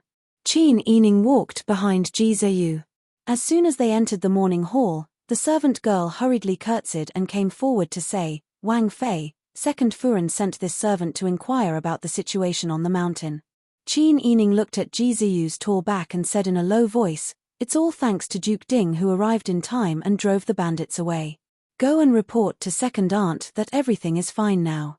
The servant girl clearly sighed in relief and curtsied gratefully to Ji Ziyu even though he couldn't see. Wang Fei, this servant will leave now. Go. Qin Yining watched the servant girl leave before turning around and walking behind Ji Ziyu. Ji Ziyu had already taken out incense and lit it. He respectfully offered the incense and knelt beside Cao Yuqing to pay his respects. Cao Yuqing was covered in dirt and was still kneeling dazedly in her original position. She only looked at Ji Ziyu out of the corner of her eye and nodded when she saw him pay his respects. Ji Ziyu didn't care about the sloppiness of the person in front of him. After nodding his head in greeting, he went to the side to add a few more pieces of paper. The paper money was licked by the orange flames and quickly turned to ashes. Ji Ziyu lowered his head and muttered to himself for a moment. He suddenly looked down at Qin Yining and asked, can we talk in private? Qin Yining blinked in confusion and led Ji Ziyu to a side hall. Ji Yun served hot tea and stood guard outside the door with his head lowered. Ji Ziyu took a sip from the white porcelain teacup and gently put it down. He lowered his eyes and pondered for a moment. Finally, a trace of unconcealable disappointment appeared on his jade-like handsome face. I didn't take good care of your father. Qin Yining looked at Ji Ziyu and shook his head. This has nothing to do with you. Why do you have to take the blame? Ji Ziyu furrowed his brows and said, after all, my Dragon Legion Corps is stationed in the north. If I had been more careful and ordered my men to receive the reward army earlier, perhaps nothing would have happened to Lord Qin. Moreover, being in the imperial court and interacting with your majesty all day long, I already had some premonitions about some things, but I didn't do anything. This was almost a confession in front of Qin Yining. He also suspected Li Chitian. Qin Yining took a deep breath and squeezed out an ugly smile. It's not your fault. What can I do when I'm at their mercy? Perhaps it was because she had experienced too much in the past few days, but in the face of her family who relied on her, she had no one to talk to. At this moment, facing Ji Zhayu, Qin Yining couldn't help but pour out some of the things that had been bothering her. My father's death was an accident. No one can be blamed. After all, no one is a god, and no one can predict the future. Duke Ding really doesn't need to blame yourself. If you want to blame yourself, then wouldn't Wang Yi and I, who were involved in this situation, blame ourselves even more? If my father had really sacrificed his life for the country, although I wouldn't be able to bear it and my heart would ache, I wouldn't hate anyone. But now, everyone is waiting for a statement, but it hasn't come yet. No one who was close to my father in the past dared to visit him. Instead, some of the peddlers who used to do business with my family Qin even had the heart to kowtow from afar. My father wasn't an evil person. On the contrary, he cared about the people and did everything conscientiously. His biggest mistake was that he shouldn't have found me. Otherwise, he wouldn't have ended up like this. Qin Yining lowered her head. The tears that had dried up over the past few days gushed out once again. Hot tears rolled down from her red and swollen eyes, piercing them and making them hurt. Ji Zhayu shook his head and sighed. Things have already come to this, and there's no point in blaming yourself. However, please believe me. Lord Qin's death wasn't done by the Dragon Stallion army. I didn't know about this beforehand, and my subordinates definitely wouldn't do such a thing. Qin Yining wiped her tears with her sleeve, sniffed, and looked up at Ji Zhayu. His handsome face was still the same, and his eyes were sincere. After the incident in the underground palace, when Ji Zhayu insisted on saving Pang Xiao, Qin Yining no longer doubted him. Seeing him so serious, she naturally nodded. I believe you. Ji Zhayu heaved a sigh of relief. Although it's not convenient for me to come and burn incense for Lord Qin, I've already arranged for people to secretly investigate in the north. No matter what the truth is, you have to see it with your own eyes before you believe it. Qin Yining's heart skipped a beat. You mean? Ji Zhayu smiled. I didn't say anything. I just feel that if you don't see it with your own eyes and hear it with your own eyes, it's too rash to just listen to someone else's side of the story. Jishi isn't home, so don't worry. I'll take care of this in secret. Qin Yining was overjoyed. She stood up and bowed to Ji Zhayu. I'm really grateful for Duke Ding's timely help. Ji Zhayu shook his head and hurriedly stood up to avoid her bow. Don't be like this. It's just a small matter. It's not convenient for me to come over these past few days, and instead, someone took advantage of this opportunity. I feel really uneasy. No, you're right not to come. There are so many eyes on the family Qin now. You've helped the family Qin a great deal this time. In the future, who knows how many people will gossip behind your back. I'm just afraid that I'll implicate you. Ji Zhayu gradually regained his expressionless face. He shook his head indifferently and said, It doesn't matter. How will I be implicated? Rough people like us in the army have always acted like this. You don't have to worry. This carefree attitude was very similar to Pang Xiao's. Qin Yining felt disappointed, but she once again thanked Ji Zhayu politely. After all, they were a single man and a single woman. Ji Zhayu couldn't sit for too long. He said what he wanted to say and stood up to leave. Qin Yining, second old master, and third old master saw him out of the family Qin gate. Second old master said in a low voice, Sister Yi, why did Duke Ding come? These days, no one dared to come to the family Qin to offer their condolences. Not only was Duke Ding the first, but he also stood up for the people from the family Qin at the gate. This matter has been blown up. It will definitely spread to your Majesty's ears soon. It's hard to guarantee that Duke Ding won't be angry. Duke Ding's actions were really suspicious. Qin Yining comforted her, it's okay. He doesn't mean any harm. Second old master and third old master looked at each other. Although they were confused, they still believed in Qin Yining's judgment. Right at this moment, Cao Yuqing, who had been kneeling stiffly for a long time, finally stood up slowly and looked at Qin Yining. Qin Yining hurried forward and held Cao Yuqing's arm, saying, "Aunt Cao, I'll accompany you to freshen up, have some food, and then have a good rest, okay? You must be very tired to rush back here." Cao Yuqing looked down at her dirty and messy clothes and nodded blankly. Qin Yining said something to second old master and third old master, then took Ji Yun and the others to help Cao Yuqing change clothes and wash up. Seeing Cao Yuqing lowering her eyes to count the rice grains, Qin Yining took the serving chopsticks and picked up food for her. "Aunt Cao, you have to take care of your body. Otherwise, won't you hurt your family and delight your enemies? Only when you're healthy can you do more things. If something bad happens to you, my father won't be happy." Cao Yuqing had lost a lot of weight. There was no expression on her palm-sized face. She stared blankly at the rice in the bowl. After a long time, she suddenly raised her head and looked at Qin Yining. "You're right." Her voice was hoarse, but there was a sense of resolution in her voice. "Only when I'm healthy can I do more things." She picked up the bowl and stuffed rice into her mouth. However, her tears refused to stop. Big drops of tears rolled down her cheeks. Qin Yining felt very sad and silently cried with her. After Cao Yuqing finished eating, she said, "We received the news at your maternal grandmother's house and hurried back. After discussion, we left Zhao Jie and Han Jie at your maternal grandmother's house. Your maternal aunt will take care of them for the time being. Your mother and old Madame Ma will be escorted back in a carriage.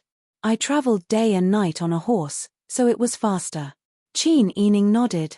Although he felt it was a pity that the Sun clan didn't bring the two children back, he thought about it.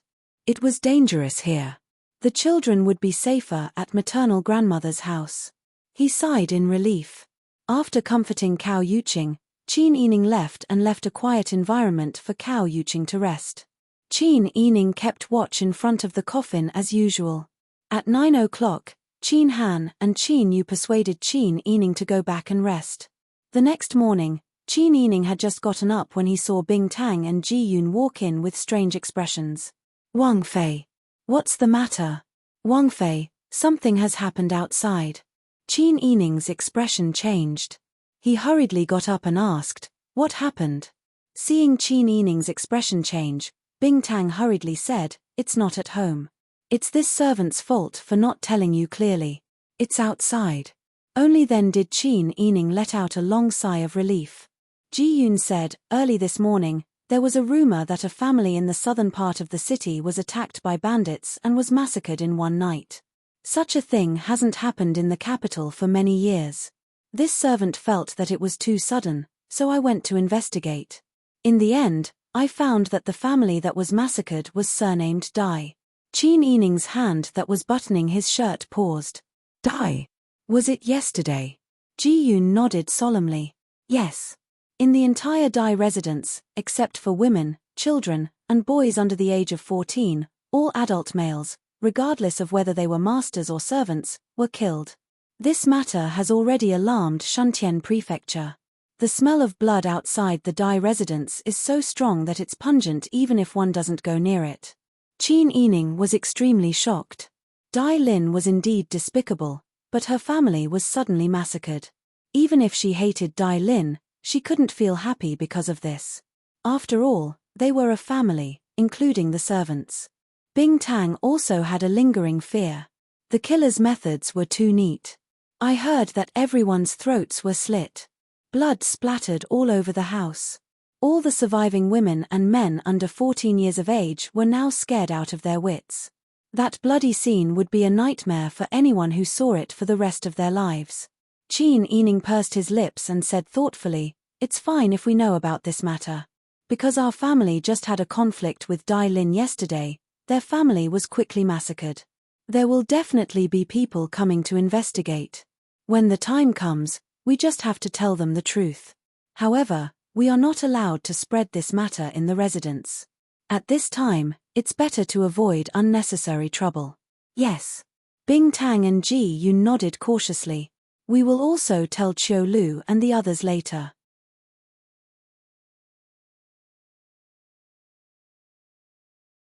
Chapter 8:14. Qin Yining stood in front of Cao Yuqing's door. She raised her hand and hesitated for a long time, but didn't put it down. This matter was originally her guess and suspicion, so there was no reason for her to ask Cao Yuqing about it now. Yes, Cao Yuqing had the motive and ability to do so. But who said that she had the motive and ability to do so? Why don't you come in? At this moment, Cao Yuqing's hoarse voice sounded from behind the door. With a creak, the grill door was pushed open. Cao Yuqing was wearing a plain white robe and a white silk flower in her hair. She stood in front of the door expressionlessly and looked at Qin Yining with a pair of charming eyes. Aunt Cao. Qin Yining was slightly embarrassed, but Cao Yuqing was a smart person and couldn't be fooled. Qin Yining followed Cao Yuqing into the room and left the servant girls outside. Then she said in a low voice, "I heard that something happened to the Dai family." Cao Yuqing placed a cup of hot tea next to Qin Yining's hand and calmly sat down across from her. "I was the one who did that to the Dai family." Qin Yining looked at Cao Yuqing's slightly worried face and sighed. "Yes." Cao Yuqing was slightly surprised. Didn't Qin Yining come here to question her? "Why didn't you ask me? Why didn't you scold me for being cold-blooded and heartless?" Cao Yuqing stared straight at Qin Yining. Her red and swollen eyes were bloodshot again and tears welled up in her eyes. "That person deserves to die. That person who slandered Qin Meng behind his back deserves to die." Qin Yining's lips moved. "In the end, there are still innocent people." "Innocent?" Cao Yuqing laughed mockingly. Tears fell from the corners of her eyes. "I even spared the old and young in their family. But what about Qin Meng? Who would consider how innocent Qin Meng is? He's an honest person and hasn't done anything bad in his life. Who would pity him?" Cao Yuqing suddenly stood up and grabbed her hair painfully. "I've known Qin Meng for so many years, and I know that he is the most intelligent and magnanimous man in the world. He didn't want me to become a tool for procreation, and he didn't want me to hurt your mother in the inner residence and change myself after giving me hope. That was why he told me the truth from the start. To this day, I'm still in love with him. I can give up my life for him, but I'm willing to do so. Qin Meng has never lied to me. He has never thought of using his tenderness to tie me down." Cao Yuqing looked at Qin Yining with her red and swollen eyes. "Your father was a good man. He had a clear conscience. Wasn't he innocent when he was killed?" Qin Yining's tears streamed down his face. The hatred in her heart had never been any less than Cao Yuqing's. "Aunt Cao, if I had your skills, I might have taken advantage of the night to kill Dai Lin. I understand how you feel." However, she was not as ruthless as Cao Yuqing. Cao Yuqing had seen a lot of bloodshed. She was like a sharp knife. If she was in the hands of a decent person, she would be able to do decent things, just like Qin Huayuan. But now Qin Huayuan was gone, and the person who held the knife was gone. This sharp knife was full of resentment. Qin Yining would not be surprised if she did anything bloody. Qin Yining wanted to persuade Cao Yuqing, but she knew that no one could persuade Cao Yuqing in her current state. "Aunt Cao, you should calm down for the next few days. You don't look well. You need to take care of yourself. As for my father's matter, let's talk about it after the funeral." Cao Yuqing looked at Qin Yining. After making sure that she was not comforting her temporarily, she slowly nodded. "Okay." Qin Yining and Cao Yuqing ate some rice porridge together. Then, they went to the morning hall in the front yard. They did not see second master and third master. After asking the servant girls, they found out that people from Shuntian Manor had come and were questioning them in the front hall. They said that something happened to the Dai family last night, so people from Shuntian Manor came to our house to ask about it. After all, the incident in front of Qin Manor yesterday was very big. If Ji Zheyu had not arrived in time, no one knew what would have happened. Qin Yining had used her axe on the spot. "Wang Fei, will Shuntian Manor suspect our family?" Bing Tang was a bit worried. "It's fine. Even if they ask me, I will speak frankly." Qin Yining sneered, "Dai Lin has offended many people.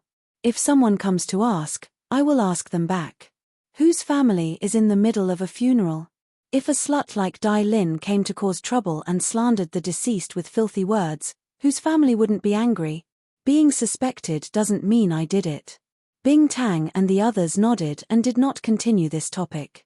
They did not know what second master and third master said, but the people from Shuntian Manor did not come to ask the womenfolk in the manor.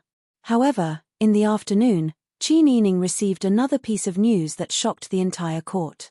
Your Majesty has taken away Duke Ding's tiger tally.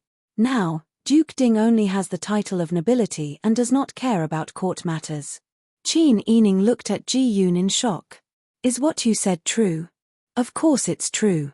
The news has already spread. After speaking, Ji Yun bowed and retreated. She left the side hall to the masters and brought people to carefully guard the door. Qin Yining looked at second master and third master beside him. Things actually turned out like this. Third master fiercely slammed the table. It's ridiculous. A meritorious official like Duke Ding was stripped of his power just because he came to offer incense to eldest brother. Isn't this telling everyone that they are not allowed to interact with our family, Qin? Second old master said in a low voice, isn't this even more proof of who sent Dai Lin? Perhaps if nothing happened to Dai Lin's family, Duke Ding would not be here. They could not help but fall silent. Cao Yuqing's eyes narrowed. So, it's very likely that Dai Lin was sent by that person. Qin Meng went, but he didn't even say a word.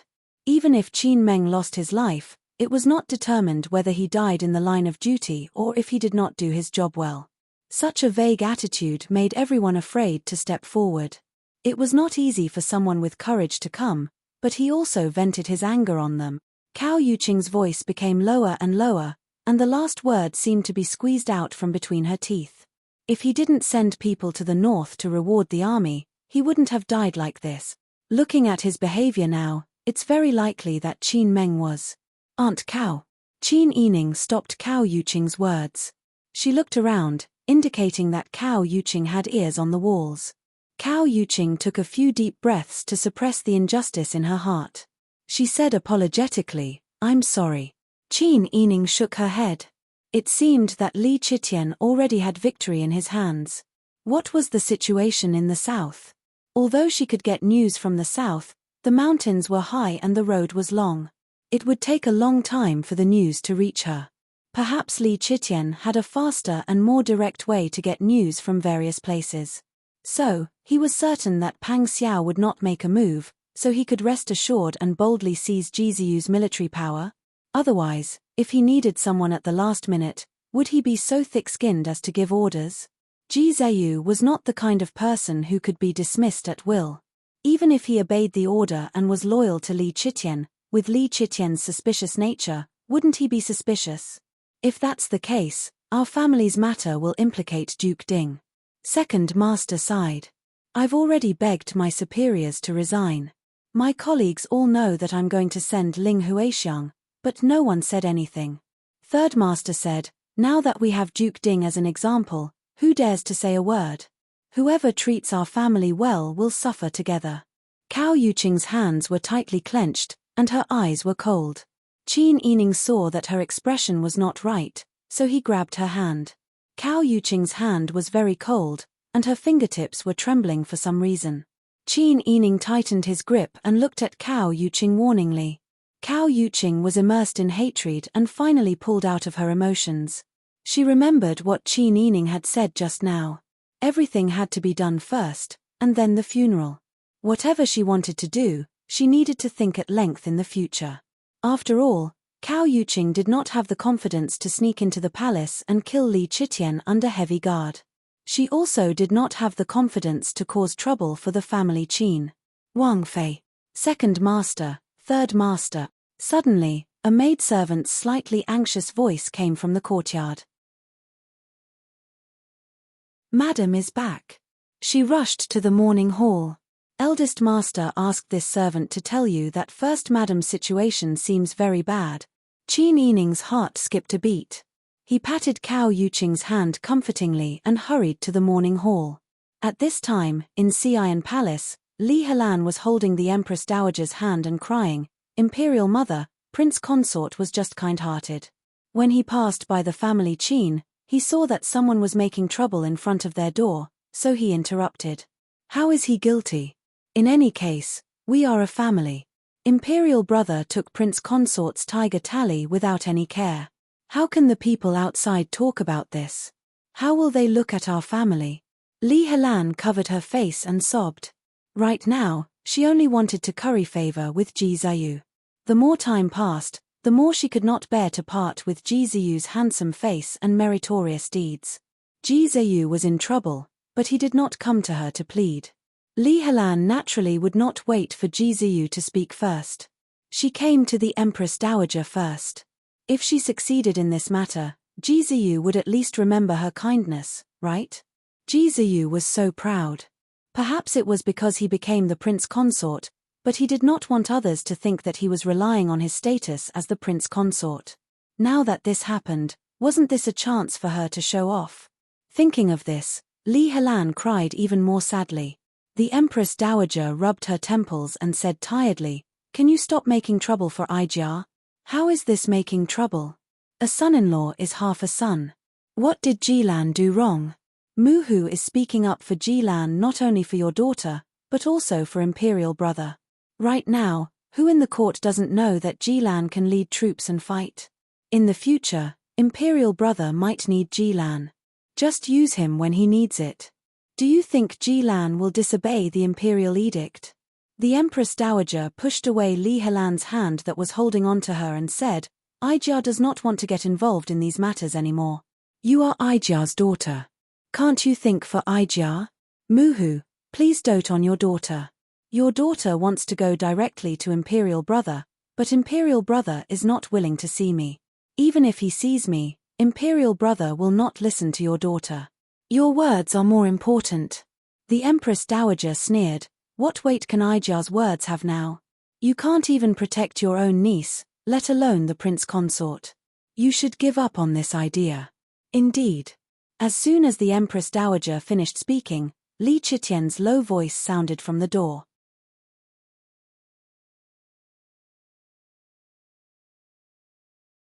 Chapter 8:15. Li Qitian was dressed in an ochre brocade robe. His hair was tied up high and secured with a net. He strode in with his hands clasped behind his back. "Greetings, Imperial brother." Li Helan bowed in a somewhat flustered manner. Li Qitian didn't even look at her. He cupped his hands towards the Empress Dowager and said, "Imperial mother." The Empress Dowager didn't care about Li Qitian's careless greeting. In fact, ever since the poisonous swallow's nest incident, Li Qitian had become more and more distant from her. He didn't even seem to be willing to give her the honor that the Empress Dowager should have. This made the Empress Dowager, who valued status and power, very nervous. "The Emperor is here. Quickly sit down. It's starting to get hot outside, but the Emperor still comes frequently. This makes Ijia's heart ache." The Empress Dowager affectionately held Li Qitian's hand and patted it. Li Qitian smiled and took back his hand without leaving a trace. He took the hot tea that the head palace maid brought over and casually said, "What? Lana feels sorry for the Emperor's son-in-law." Li Helan's tears hadn't dried yet. Her heart was filled with unwillingness and nervousness. She pondered for a moment before acting like a spoiled child. "Imperial brother, Lana doesn't only feel sorry for the Emperor's son-in-law. Lan is also doing this for Imperial brother. The Emperor's son-in-law, Li Qitian waved his hand and interrupted Li Helan's words. "Jin heard your words when I was outside. You're saying that Jilan can lead troops and Jin still needs him in the future?" Yes. But didn't Imperial mother say that we can use him whenever we need him? Could it be that Jilan can disobey the Imperial decree?" Li Qitian narrowed his eyes and leaned closer to Li Helan. "Could it be that the Emperor's son-in-law said something to you? Is he still dissatisfied?" Li Helan's heart skipped a beat. She repeatedly shook her head. No, there's no such thing. Chenmai was just acting on her own initiative. Chenmai hasn't even seen Prince Consort's face yet. Moreover, Prince Consort is like a block of wood. He's not someone who can have so many thoughts. Prince Consort will definitely listen to Imperial brother's orders. It was Chenmai who wanted to get closer to Prince Consort. Prince Consort has been ignoring me all this time. When she said the last sentence, Li Helan's voice was mixed with infinite grievance. The Empress Dowager immediately asked, Prince Consort ignored you? Is he still unwilling to see you? That's right. Li Helan sobbed and said, Daughter asked someone to invite him every 2 days, but he always said that he was busy with work. Otherwise, he would say that he was not in the mansion. I can't always ask people to invite him, otherwise the old nannies will say that I'm asking him too frequently, as if I'm in a hurry. Li Helan felt really wronged. Li Chitian didn't have the patience to deal with the Empress Dowager and Li Helan's tears. She stood up and said, I still have some memorials to approve. Cupping her hands, Li Chitian strode out of Xi'an Palace. Li Helan and the Empress Dowager looked at each other speechlessly. Jie lowered her head in disappointment. Qin's mansion. The Sun clan cried desperately. In the end, they couldn't take it anymore. They fainted and developed a high fever. Qin Yining hurriedly settled them into the inner residence and asked Bing Tang to treat them. Wang Fei, this servant sees that Madam's illness is very dangerous. Madam has a high fever, but she doesn't sweat, and she can't take medicine. This situation is really not good. I see that Madam is prepared to die.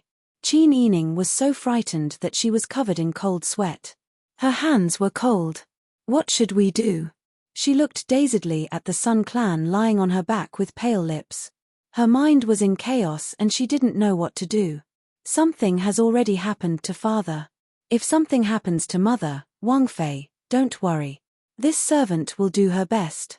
Madam will get better. Bing Tang regretted saying this to Qin Yining. Qin Yining still hadn't fully recovered from the injuries he had received in the palace. The swelling on his knees had gone down, but he was still sick. Adding on the fact that he had starved for so many days in Xi'an Palace, he was so thin that his bones could stand. He was even thinner than when they first met. It was as if a gust of wind could blow him away. If he got angry because of this matter and also fell ill, then wouldn't this family be finished? Bing Tang gritted her teeth and said seriously, Wang Fei, don't be afraid. I will discuss it with the doctor. Madam's illness will be fine. Qin Yining nodded and said after a long time, okay. Leaving Bing Tang to treat the Sun clan, Qin Yining went to the front hall to see Madame Ma. At this time, Madame Ma was wearing a white belt and squatting to burn joss paper. The tears on her face hadn't dried yet, and she was crying again. She muttered, what a sin, what a sin. Grandmother. Qin Yining squatted down beside Madame Ma. You have suffered a lot on the way back. Did you encounter any danger on the way? Yelas. Madame Ma threw the last few joss paper into the brazier, wiped her hands on her skirt, and pulled Qin Yining to a corner. Tell grandmother, why didn't you build a mourning shed in the prince's mansion? This house doesn't look very big. Won't it be crowded if the whole family lives here? Did your silly mother-in-law bully you again? Madame Ma's eyes were full of worry and anxiety. She had already guessed it when she was led here by the 2 servants as soon as she entered the city, but they didn't go back to the prince's mansion. Her family knew her own affairs. Madame Ma had been with the Yarrow father and daughter for most of her life, so how could she not guess what was on their mind? Qin Yining shook his head and said with a smile, Grandmother, you think too much. I have already asked Master Zhong to look for a house and happened to find a suitable one, so I moved out. Family Qin is a big family, so it's not good to keep living in the prince's mansion. Why is it not good? If the whole family lives together, wouldn't it be cheaper for you and Dai Fu to arrange it? If you are separated, the manpower will be separated, and won't the military strength be weakened? It's not a peaceful era now. Things are happening one after another. You are a smart child. If you weren't bullied too badly, why would you move out at this time? Madame Ma's calloused hand held Qin Yining's slightly cold and slender hand and shook it. She then tenderly touched Qin Yining's cheek. Look at how thin you are. You are like a piece of paper. You must have suffered and been wronged. Your mother-in-law is evil. Don't worry, grandmother will teach her a lesson later. Qin Yining had been wronged for so many days. It was not good to tell the family about what happened with her mother-in-law. She also didn't want to act like a resentful wife and throw a tantrum with Pang Xiao, who was thousands of miles away, so she could only hold it in. All kinds of worries weighed down on her heart. Every time she thought about these trivial matters in the dead of night, her heart would always feel stifled. Now that Madame Ma had returned and said these words, Qin Yining's pent-up anger was released. When there was no one to love and understand her, and no one to support her, Qin Yining could grit her teeth and be strong. But now, her eyes were wet. After a long while, Qin Yining held back her tears. "Grandmother, don't say that. My mother-in-law didn't do anything. Besides, family Qin should be separated. It's indeed not appropriate to build a coffin shed in the prince's mansion." Madame Ma immediately understood when she heard this. "I know, Yi Lass. Your mother-in-law was wrong in this matter. We are a family." "What in-laws? What Pang family? You and Dai Fu are married, so the two families are tied together. To put it bluntly, if there are enemies against us, how can we deal with them separately?" Qin Yining wanted to persuade her again, but Madame Ma waved her hand, indicating that she didn't need to say anything more. The two of them held hands and looked at the empty coffin in the morning hall. Madame Ma sighed and wiped her tears. "Yi Lass, I'll go back to the prince's mansion first." "All right. Yes, I'll arrange for someone to escort you back." Madame Ma nodded in agreement. Looking at Qin Yining's thin face and thin body, the anger in her heart surged. She had only been out for a while, but that father and daughter pair had forgotten the most basic manners. Qin Yining sent Madame Ma out of the mansion and got on the carriage. Just as she was about to turn around and return to the mansion, she saw a tall figure standing at the corner of the street. The person was dressed in a light grey scholarly robe, and he really looked like a scholar. "Mr. Mu." Mu Jinghu nodded with a smile and pointed to the alley on the side of the mansion.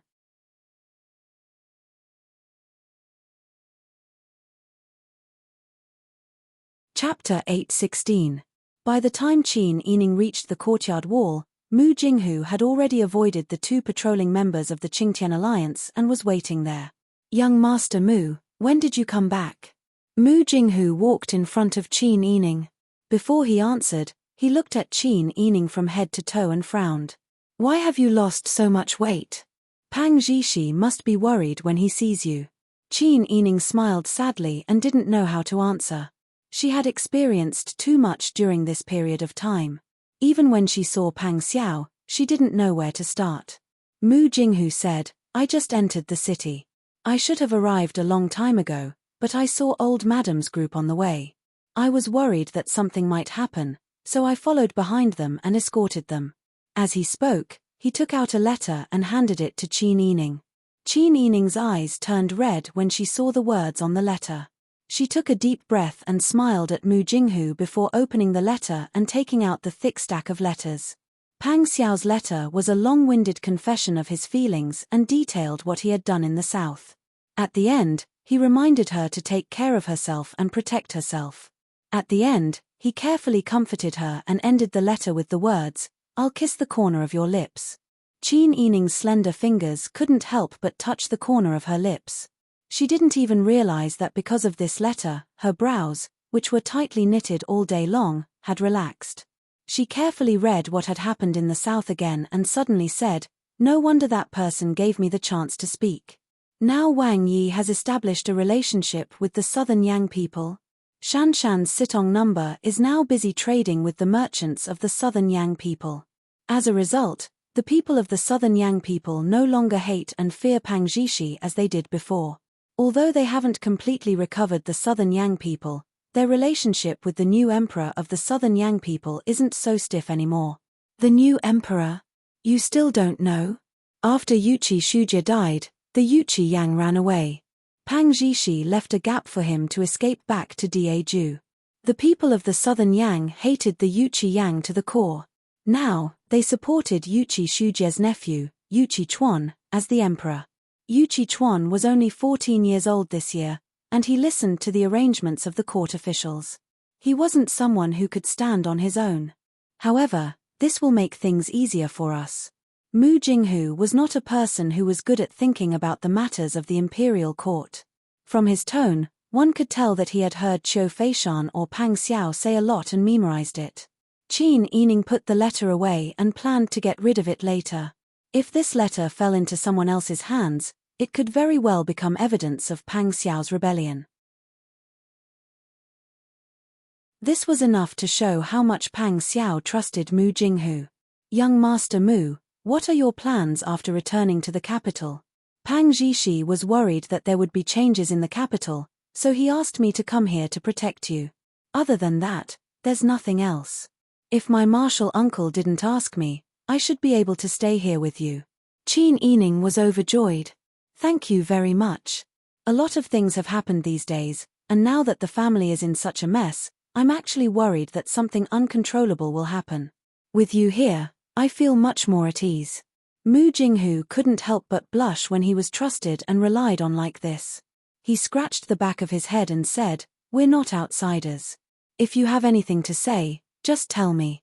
If I can't protect you, not to mention Pang Zhishi, even Shanshan will be unhappy with me." Hearing his tone, Qin Yining couldn't help but smile. How is Mrs. Mu's situation now? Mu Jinghu smiled. She's pretty good. Now that she's 5 months pregnant, it's not convenient for her to come out. I didn't bring her along. She's under Pang Zhishi's control, so I can rest assured. That's good. That means in 5 months, you'll be a father. Yes. Mu Jinghu's face was flushed with excitement, and his eyes were shining. If it's a son, I'll ask him to be your son's brother. That's natural. Qin Yining smiled and nodded. For Mu Jinghu to accompany them and help them so much, it must be a good thing. Thinking of the 2 children, Qin Yining's heart was filled with longing. A 1.5-year-old child should have grown up a lot. He should be able to speak simple words and call them father and mother, right? Unfortunately, reality didn't allow her to accompany the child and participate in the child's growth process. Qin Yining sighed softly. He sorted out his emotions and went to arrange Mu Jinghu's residence. Mu Jinghu wasn't an outsider, and he was very familiar with the Qin family. After looking at the residence, he went to the morning hall to help. Qin Yining went to check on the Sun clan's situation. Everything in the family Qin was being carried out in a busy but orderly manner. But at this time, the Chunhui Hall in the prince's residence was in a mess. Yarrow clan's face was swollen from the slaps, and they whimpered all over the room. "Mother, stop hitting. Stop hitting. All right, you've already taught them a lesson. Don't hurt the child." Yarrow Chungu came over to protect Yarrow clan, but his arm was also slapped a few times by Madame Ma's shoe, and he grimaced in pain. This time, Yarrow Chungu was really angry. "Why are you acting like this when you just came back? Our family hasn't seen each other for so long, and it's time for us to be reunited. Isn't it good for everyone to be happy? It wasn't easy for the residents to be so chaotic, but you have to find trouble for no reason. What's wrong? Are you trying to intimidate me?"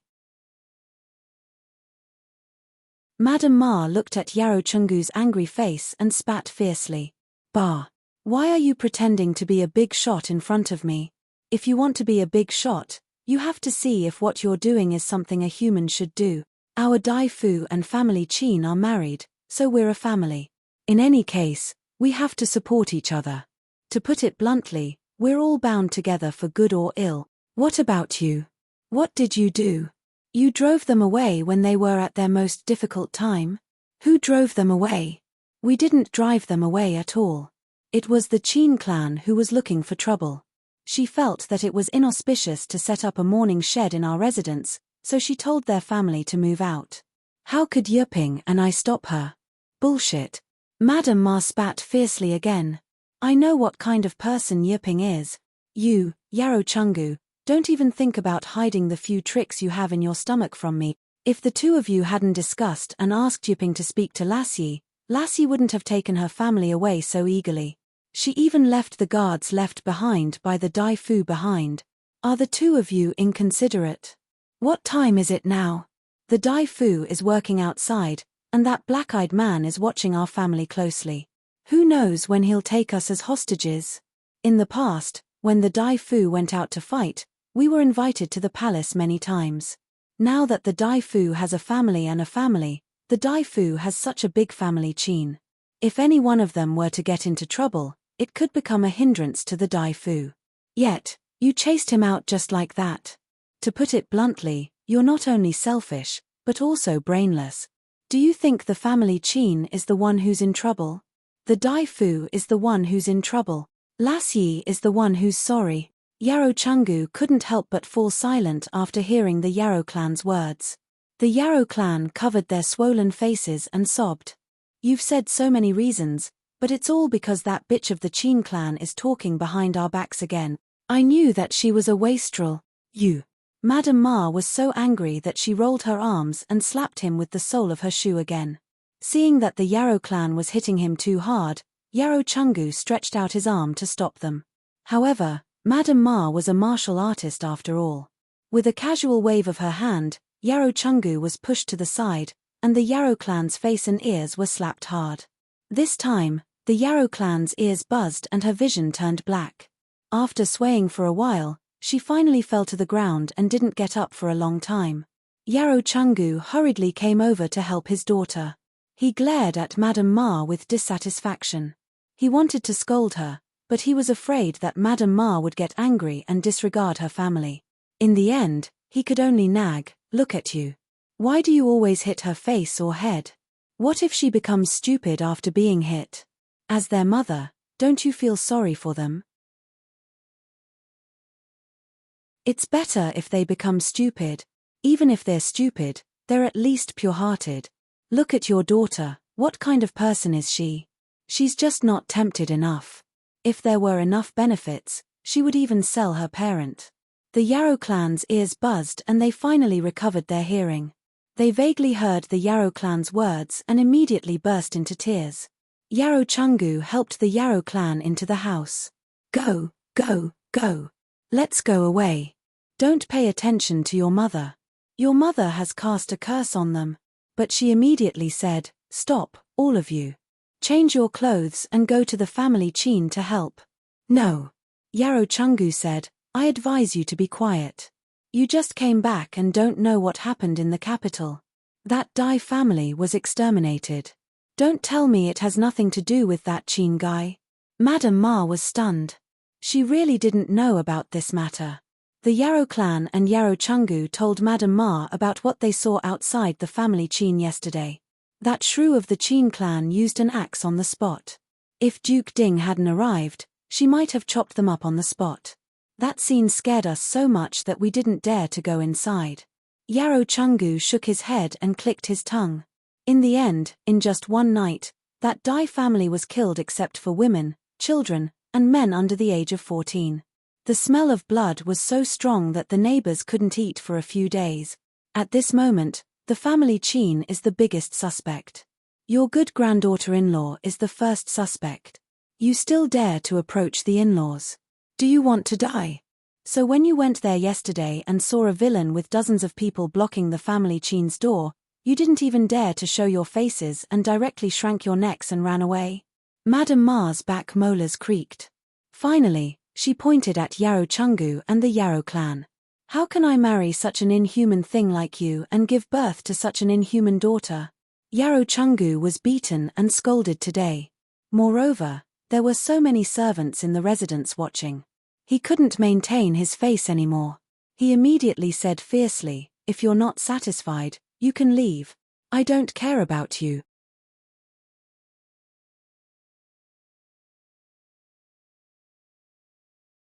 Chapter 8:17. Qin Yining naturally had no interest in leaving anyone to inquire about what had happened in the Wang Fu. It was only when Jing Zhe and the others discovered that Yarrow Chungu and his daughter's faces were swollen that Qin Yining realized that it must have been Madame Ma who did it. It was truly lamentable that husband and wife, mother and daughter, had quarreled like this. Madame Sun had a high fever for an entire night, and it was only at dawn that her condition improved slightly.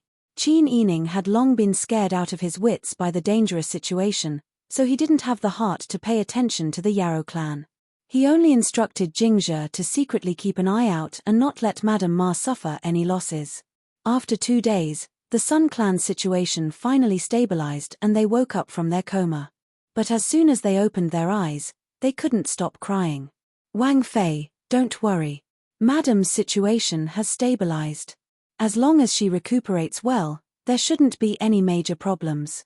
Bing Tang tiredly rubbed his dry eyes, then pulled Qin Yining to the side and continued in a low voice, Wang Fei should also think of a way to comfort Madam. Madam's psychological depression hasn't dissipated. She's too sad. How could I not know? But at this point, there really isn't a foolproof plan. Consoling her was just a matter of lip service. It was easy, but after experiencing this kind of thing, how could it be consoled with just a few words from others? She didn't dare to imagine what would happen if she lost Pang Xiao. Just by looking at Cao Yuqing and the Sun Clan's reactions, this kind of scene was enough to make Qin Yining sleep until dawn. When the Sun Clan's health improved and they could come to the coffin every day, more than half of the 49 days had passed. Li Chitian still didn't stand up to say that Qin Huayuan had died in the line of duty. During this period of time, the only statement he made was that Ji Zheyu had come to help the family Qin and had his tiger tally taken away. As a result, the family Qin's front door was even more deserted. No one dared to take half a step closer for fear of getting into trouble. The current situation couldn't be clearer. Your Majesty's attitude is also very clear.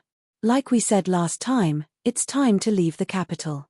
Hearing Qin Yining's words, Qin Han and Qin Yu were a bit sad. Although they didn't have deep feelings for the capital, they had experienced many difficulties on the road to the capital. It wasn't easy for their family to establish a foothold in the capital. But now, Qin Huai was far away, and the backbone of the family was gone. Second Old Master Qin was also disheartened and returned to his hometown.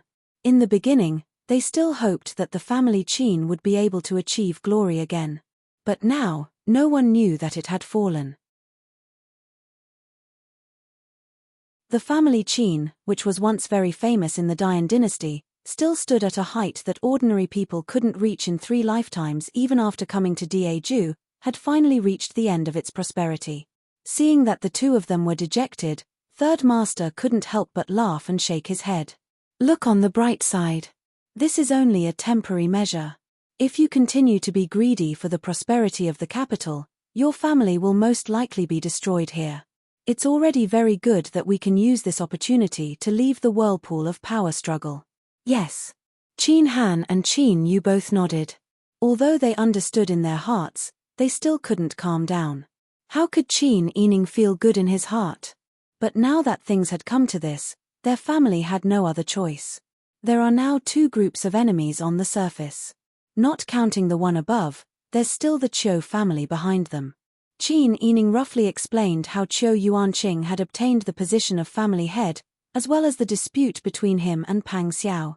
With the Qiu family's connections in the imperial court, if they want to target Wang Yi, they won't let our family go. So even if the one above doesn't try to kill us on the way, the Qiu family still won't let us go. If we stay together as a family, we're still too big of a target. So I have an idea. Second uncle, third uncle, and my 2 brothers, please listen. Second Master nodded. Speak. I want to immediately separate our family members and secretly send them to the south. The guards Wang Yi left behind and the members of the Qingtian Alliance can help escort them. In addition, we can secretly hire some armed escorts to protect some of our family's servants. As long as they reach Wang Yi's territory in the south, they'll be safe. But we definitely can't travel together. Leave immediately? Third Elder Master looked pensive. Qin Yining nodded. Yes. By the time we send the spirit, I hope that our entire family will have already been transferred. Second Old Master and Third Old Master glanced at each other and were somewhat worried. This method is indeed safe. But when it's time to send the spirit, won't people be able to tell at a glance that there's something wrong with the number of people in the family? As you said, whether it's the one above or the Qiu family, they're not blind or idiots. So I have another plan. Qin Yining's eyes shone brightly. I heard that a while ago, Official Wu from the Ministry of Revenue retired and asked for help. In the end, those people overturned the water and exposed their true identities. They were actually a group of bandits from the fake Bancheng idol gang. Not only did he take away all of Lord Wu's wealth, But he also broke one of Lord Wu's legs and caused the old man to die. It's true. Second Master said, this kind of thing happened before the new year. In the capital, there's a group of idle gangs that gather together and specialize in keeping an eye on the wedding and funerals of rich and powerful families. When there's a happy occasion, they'll say good things, but when there's a funeral, they'll wail loudly. At worst, they'll go to people's doorsteps to help sweep away the firecrackers and ask for a reward. If they don't pay, they'll curse them. Even worse, like what official Wu encountered, they'll go to the front of an official who's retiring, only to be robbed in the end. After several investigations, they all said that those people were bandits from the vicinity of the capital in disguise. I reckon that official Wu encountered this group of bandits. Yes, I've also heard of such a thing. Third Master also said, Shuntian Prefecture is searching for this group of bandits everywhere. However, these people are too cunning. It's fine if they're only after money, but they've also harmed people's lives and even violated women's families. Sister Yi, why are you asking about this? Qin Yining smiled. I want to ask someone to help send the spirit. Qin Han understood. Fourth sister, you want to use that group of bandits to replace the people our family sent away? Qin Yining nodded. That's right. In any case, those spies monitoring our family don't know everyone in our family. The bodyguards that Wang Yi left behind and my subordinates from the Qingtian Alliance aren't to be trifled with either. Those people can't enter the residence to check who's left and who's not. At most, they can roughly see whether or not there are fewer people. Our family is holding such a big event, so it's normal for people to come and go. It's not like all of our family members have left at once. They've been sent away one after another, and I've also asked for people to come and help. From the outside, the number of people we've left behind won't change. Third Master was somewhat hesitant. Even so, will this work? There's no better way right now. I think we should just say that our family members are few.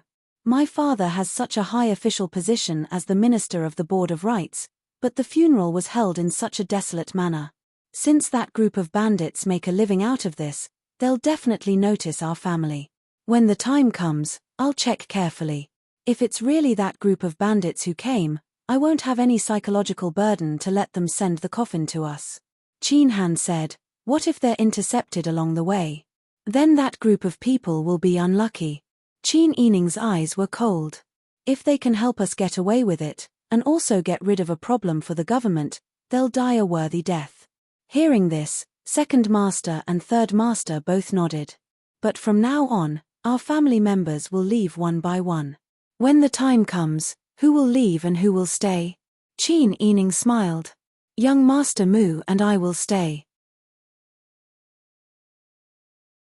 Everyone else, regardless of whether they're master or servant, will leave.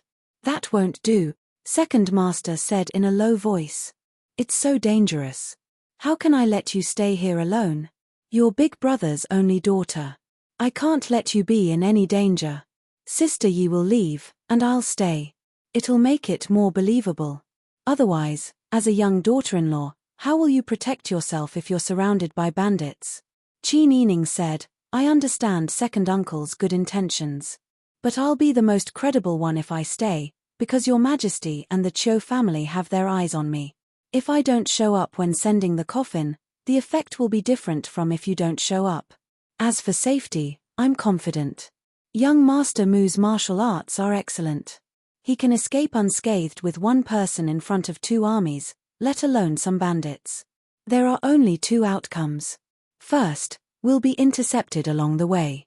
Young Master Mu can escape with me, and the bandits can deal with the interception. Second, we'll be robbed by bandits before they come to intercept us. Young Master Mu can also escape unscathed with me and let them miss us. By then, our family members will have arrived at a safe place. What's there to be afraid of? This is indeed a good idea, Qin Han and Qin Yu said in unison. Third Master hesitated. But it's too dangerous for Sister Yi to stay here alone. Seeing that Second Master was also hesitant, Qin Yining persuaded, Second Uncle and Third Uncle, listen to me. Because of Wang Yi, many people are watching me.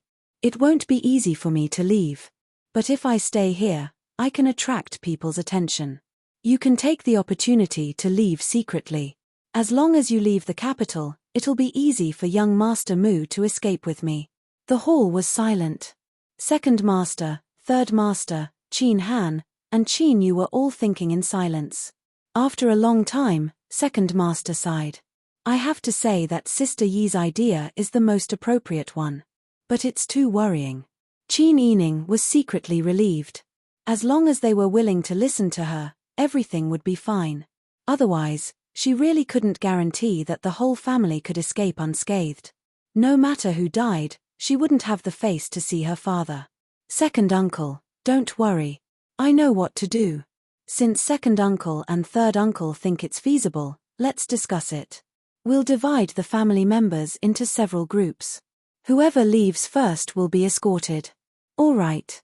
The few of them gathered together and divided the remaining members of the family Qin into several groups. After the discussion, Third Master spread the news to the public that the family Qin's funeral was too quiet, and they needed to fill in the gaps. At the same time, Qin Yining took Mu Jinghu and Ji Yun to the prince's mansion.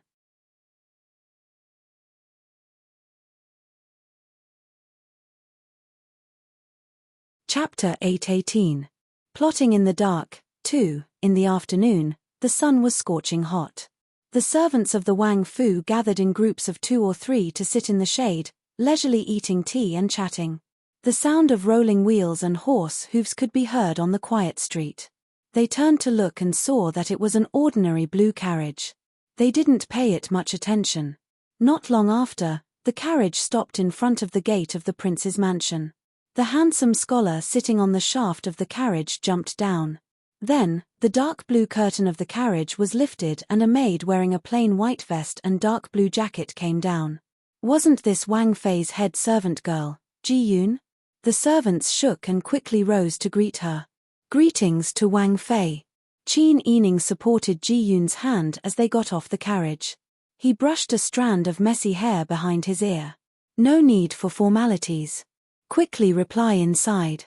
Wang Fei has returned." The servant told the servant boy at the door in a low voice.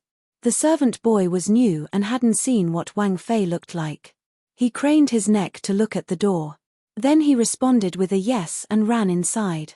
The servants respectfully opened the side door and invited Qin Yining in. The chief steward of the Wang Fu who received the news quickly came out with his servant boy. He respectfully bowed. "Greetings to Wang Fei. Rise." Qin Yining walked towards the second gate as he asked, "How has the Fu been these days?" "Wang Fei, everything is fine. There are no abnormalities." "That's good. It's been hard on you when I wasn't home." It's not hard. This is this humble servant's duty." The chief steward smiled and cupped his hands. Qin Yining nodded and didn't ask more about the inner residence. "Will Wang Fei return to her room to rest or go to Chunwei Hall?" "Let's go to Chunwei Hall first." "Yes." After the chief steward asked, he ordered someone to pass on the message. It was because the old Furen's face was too swollen. In order to not be embarrassed when the mistresses met, they had to pass on the message. Qin Yining knew about the Yarrow clan and naturally understood. He didn't ask more and purposely slowed down his steps. In Chunwei Hall, Mrs. Ma was applying ointment on the Yarrow clan's faces with a dark expression. "Sister Yi gave this to me last time. She said that it's a special ointment from the palace. It has a miraculous effect on relieving pain and swelling." Madame Ma rubbed the light green ointment on the swollen cheeks of the Yarrow clan. Although she was angry that the Yarrow clan was not upright, she was still her biological daughter after all. She felt sorry for her after hitting her. Yarrow clan felt a burning sensation on her wound. It was so painful that she couldn't help but suck in a breath of cold air. "Oh my God, be gentle, be gentle." However, Mrs. Ma deliberately increased her strength and said, "You deserve it. I think you don't care about your relationship with Dai Fu anymore. When Dai Fu isn't at home, you're doing your best to humiliate his wife. Just do it. Sooner or later, Dai Fu will distance himself from you, and then you'll feel better." Yarrow clan was anxious when she heard that. "What's wrong with me? What do I do that's not for him?" Most people in the world avoid trouble when they see it. Why can't I do it? Do I have to hide under my arm when I know that family is troublesome? Daifu blames me. I think he has forgotten his mother after marrying a wife. He doesn't care about my feelings at all. Mrs. Ma was very angry at Yarrow Clan's words. She wanted to reason with Yarrow Clan, but Mrs. Ma couldn't open her mouth when she saw the way Yarrow Clan straightened her neck and glared at her. After a long while, Mrs. Ma said, I shouldn't have let you go out to work for a rich family. Look at what you've learned. Madam Ma was so angry that she closed the medicine box. Knowing that it was impossible to reason with her, she simply ordered, you go to the Chin family with me later. It was our in-laws who had an accident. Their in-laws treated Dafu well when they were still alive. Dafu couldn't help when he was away. As his mother, don't you even want to pay respects to him? But father said, don't listen to your father's nonsense. Yarrow Chungu had just taken a puff of tobacco. Hearing that, he couldn't even breathe properly. He choked and coughed violently, glaring at Mrs. Ma. Mrs. Ma ignored him. Just as she was about to speak again, the maid outside came in. Old madam, old master, and old madam, the princess is back. Why did she come back? Yarrow Clan's voice was sharp. Mrs. Ma glared. This is the prince's mansion, and Yi is the princess. Why did she come back? This is her home. Does she want to come back sooner or later? Yarrow Clan pointed at his face. But how can I meet people with my face like this? As he spoke, he walked around like ants on a hot pan, looking for a place to hide. Mrs. Ma looked at Yarrow Clan's appearance and was angry. Why are you hiding? Don't you feel ashamed for doing such a thing? Now you care about your identity as a mother-in-law. Yarrow Clan gritted their teeth in anger, but they didn't dare to provoke Mrs. Ma, lest they were beaten again. Mrs. Ma didn't bother to care about Yarrow Clan's trouble and went out with the maid to welcome them. Yarrow Clan didn't want to be seen as a joke. Seeing that Mrs. Ma went out to welcome them, they hurriedly hid behind the screen in the inner room. Only Yarrow Chungu sat in the same place, leaning against the Kang table and smoking. Chin Ening walked into the courtyard and saw Mrs. Ma, who was full of smiles. Grandma. Hey. It's good that you're back. It's good that you're back. How is your mother? Grandma, thank you for your concern. My mother is getting better. The doctor said that she'll be fine as long as she recuperates. Chin Ening curtsied as he spoke. Mrs. Ma stood up with Chin Ening's arm and sighed in relief. It's good that she's fine. This incident happened too suddenly. When your mother heard the news in the south, she was already worried. Bodyguard Cow was able to ride his horse to the capital day and night, but your mother could only ride a carriage. She was too sad and tired on the way back. I think she fell ill from exhaustion. Chin Ening sighed. I understand my mother's pain. Grandma, you must be tired from the journey this time. It's nothing. Don't worry.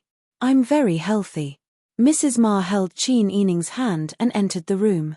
Seeing Yarrow Chungu sitting on the edge of the Kang table and smoking, Chin Ening bowed respectfully. Greetings, old master. How have you been these days? Old master looked down, frowned, and took a few puffs of smoke. He said lazily, fortunately, there's nothing wrong in the mansion. I'm still the same. That's good. Chin Ening smiled. He looked around and didn't see the Yarrow clan. He guessed and smiled. Where's my mother-in-law? Oh, she's not feeling well. She's sleeping. Mrs. Ma was about to tell the truth, but Yarrow Chungu interrupted her. After all, they had been husband and wife for decades. Mrs. Ma gritted her teeth. She couldn't hit Yarrow Chungu like she hit a child. She could only roll her eyes at Yarrow Chungu when Chin Ening didn't see her. She turned to Chin Ening and said, Don't worry. Your mother-in-law is fine. Chin Ening felt that there seemed to be a very vicious gaze staring at her. It was just like when she was stared at by a poisonous snake when she lived in the mountains.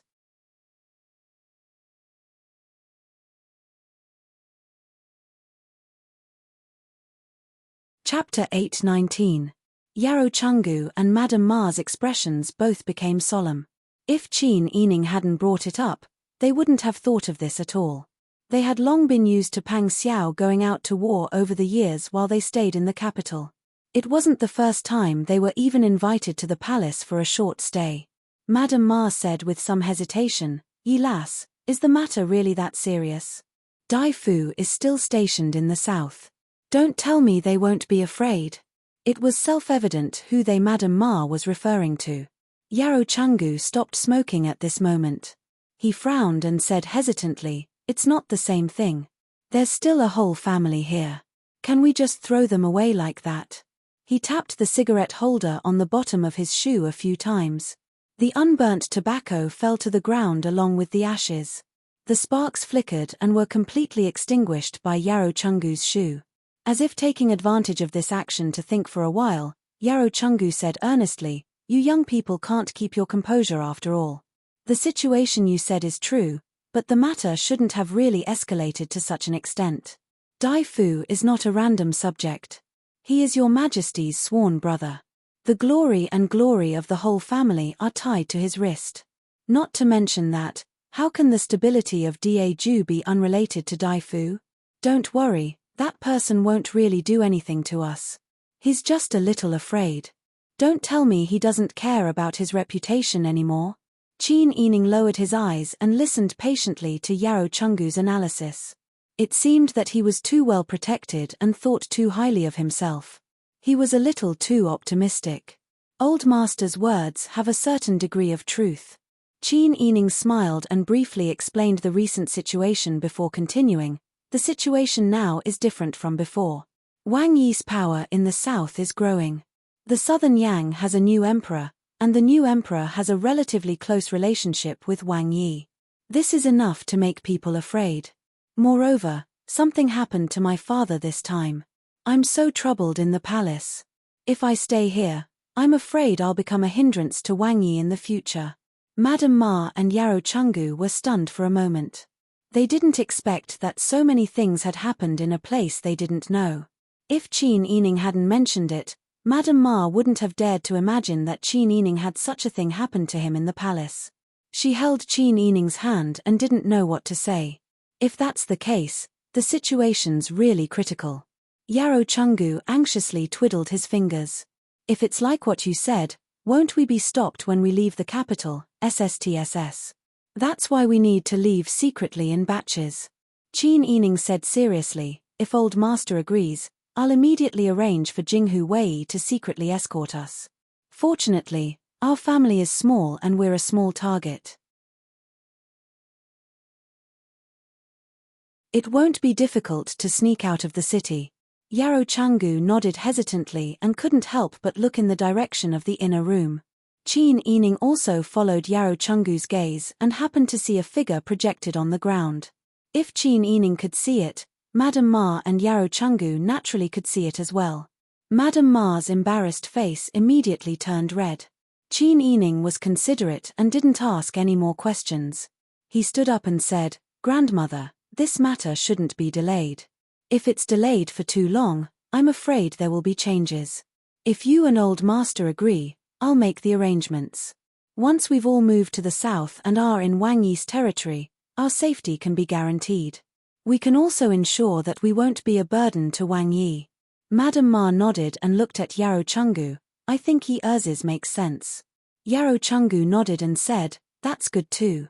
Just make the arrangements. Anyway, there's only a few of us in our family. It won't be a problem for us to sneak out. Once we've settled down in the south, we'll just have to earn a family business. The most important thing is to survive." Yarrow Chungu was surprisingly sensible. This saved Qin Yining a lot of talking. Since it was decided, Qin Yining began to secretly plan. The Qingtian alliance had also contacted the idlers who were escorting the spirit. Qin Yining was also afraid that he would wrongly accuse an innocent person, so he secretly asked Jingzhe to follow these people.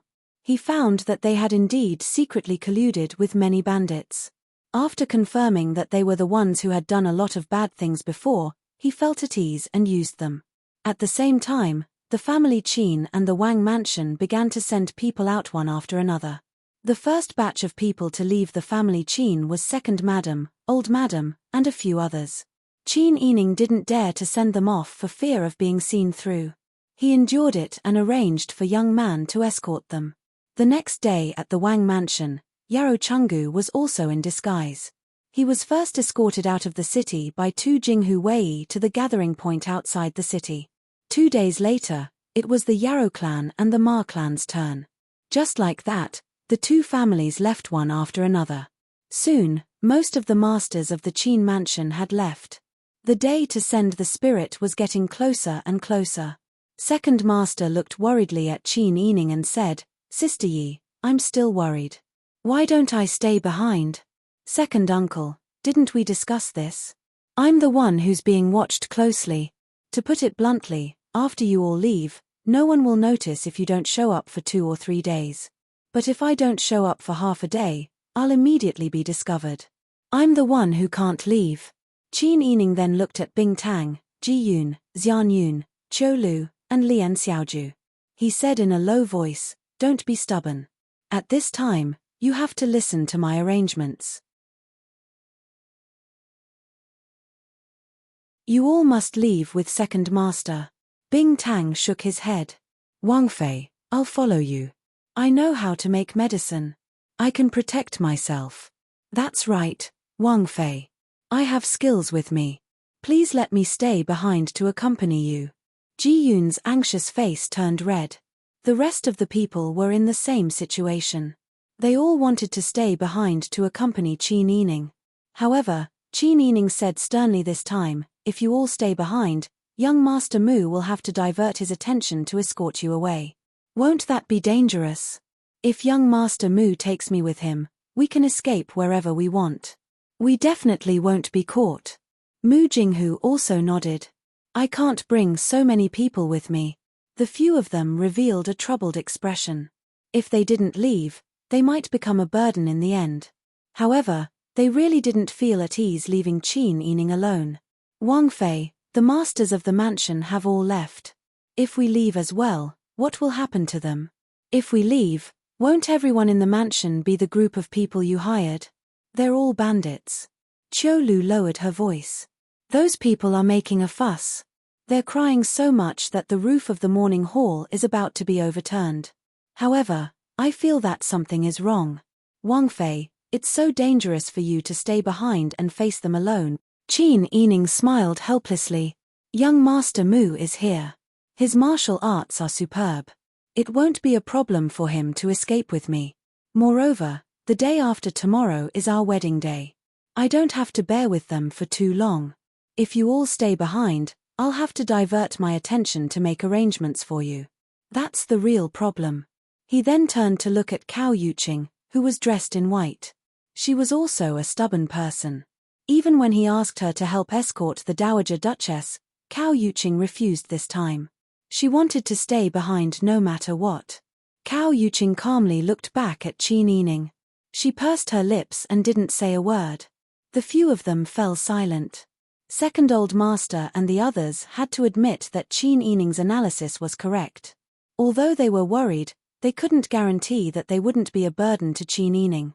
If they stayed behind and encountered any danger, who would Mu Jinghu protect? It was better not to add to Qin Yining's troubles as soon as possible. As a result, the few of them could only obey Qin Yining's arrangements and leave with Second Old Master. At this time, other than Cao Yuqing, the people from the prince's residence and the family Qin had quietly left in batches. Qin Yining arranged for all the Jinghu Wei, silver-masked secret agents, and the guards in the prince's residence to stay with the masters who were about to leave. There were many people in the in-laws' family. Qin Yining didn't suggest that these people gather outside the city. Instead, they were to be separated into many groups and be escorted to the south. Qin Yining looked helplessly at Cao Yuqing. "Aunt Cao, are you still not leaving?" Cao Yuqing shook her head. "Don't say anything about delaying young Master Mu's old friends. I have the ability to protect myself. I don't need anyone to save me. Since I'm going to send the spirit, I naturally have to follow." Qin Yining had already tried to persuade Cao Yuqing several times. He had said all the excuses and explanations he could think of, but Cao Yuqing remained unmoved. Just as Qin Yining was in a terrible fix, he saw Master Zhong rushing over with a forehead full of sweat. Princess consort. Master Zhong looked excited, but he was afraid that others would see him. He used a lot of effort to maintain a calm expression, but his eyes were too bright and excited, betraying him. Princess consort, there's news, there's news. Master Zhong lowered his voice and took out a piece of paper from his sleeve to hand to Qin Yining. Qin Yining's heart skipped a beat. He snatched the paper and opened it. A few familiar bold words on the paper came into view. The body is in the sunset moon. Don't miss it. It was a simple sentence, but Qin Yining stared at it for a long time. Mu Jinghu and Cao Yuqing both looked at Qin Yining with wide eyes.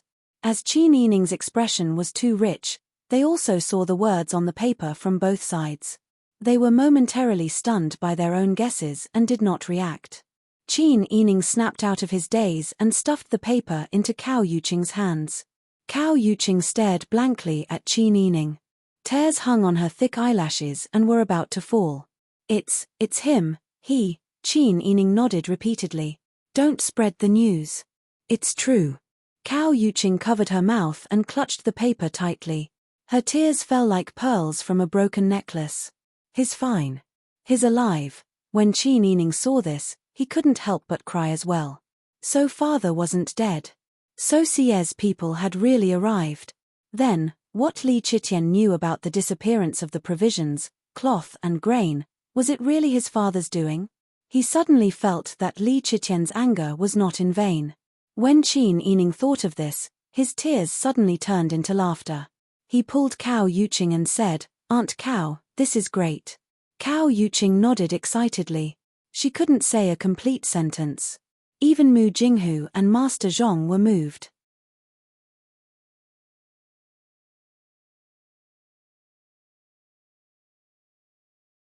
Chapter 820. Breaking an appointment. After learning that Qin Huayuan was still alive, Cao Yuqing's ruthless state of mind suddenly calmed down. Like a red-hot soldering iron that was put into cold water, all her anger was extinguished at once. The sky turned blue, and the world regained its color. Even the smell of burning paper in the air no longer suffocated her. Cao Yuqing's eyes were filled with vigor, making Qin Yining feel that she was full of hope again. "Tell me, what do you need my help with?" Qin Yining smiled and pulled Cao Yuqing's hand, saying, "Aunt Cao, I'll leave Master Zhong's safety to you. Although I also left some people by Master Zhong's side, it's not as reassuring as you. All my assets and finances are managed by Master Zhong. The Wang residents and family Qin went to the south, and they are all counting on Master Zhong's money. He is too important. Can you help?" Cao Yuqing looked at Qin Yining hesitantly, and could not help but look at the noisy morning hall. "It's nothing, but I'm still worried about you." Qin Yining smiled. "Young Master Mu was arranged by Wang Yi to protect me. Moreover, you also know my plan. If too many people are left behind, it will be detrimental to the implementation of the plan. This is really the most appropriate arrangement." Cao Yuqing hesitated and bit her lower lip. "All right, I'll listen to you. But after I sent Master Zhong off, I want to go to Shiyu. I'm in a strange place, so I can't be at ease." Qin Yining nodded, saying, "Aunt Cao is free to move, I naturally won't stop you. But to go to Shiyu, we have to pass through the desert, and it's very dangerous without anyone leading the way. You should contact the people of Green Heaven Alliance and see if they can use a tracking GU. That way, I can be at ease." "All right, don't worry." Cao Yuqing smiled through her tears. Qin Yining also smiled and nodded. The depression that had accumulated in her heart for the past few days had finally dissipated. It was as if this good news could erase all the setbacks she had suffered. Cao Yuqing escorted shopkeeper Zhong and left quietly. At this point, apart from Qin Yining and Mu Jinghu, as well as some servants who did not intend to bring them to the south and would return home after they left, the rest of the people in the Qin residence were temporarily hired to keep up appearances. The next day, Qin Yining went to the coffin and cried again. Then, he brought the two old women to the leader of the idol gang. "Tomorrow is the day to deliver the coffin. I'm afraid it won't be lively enough.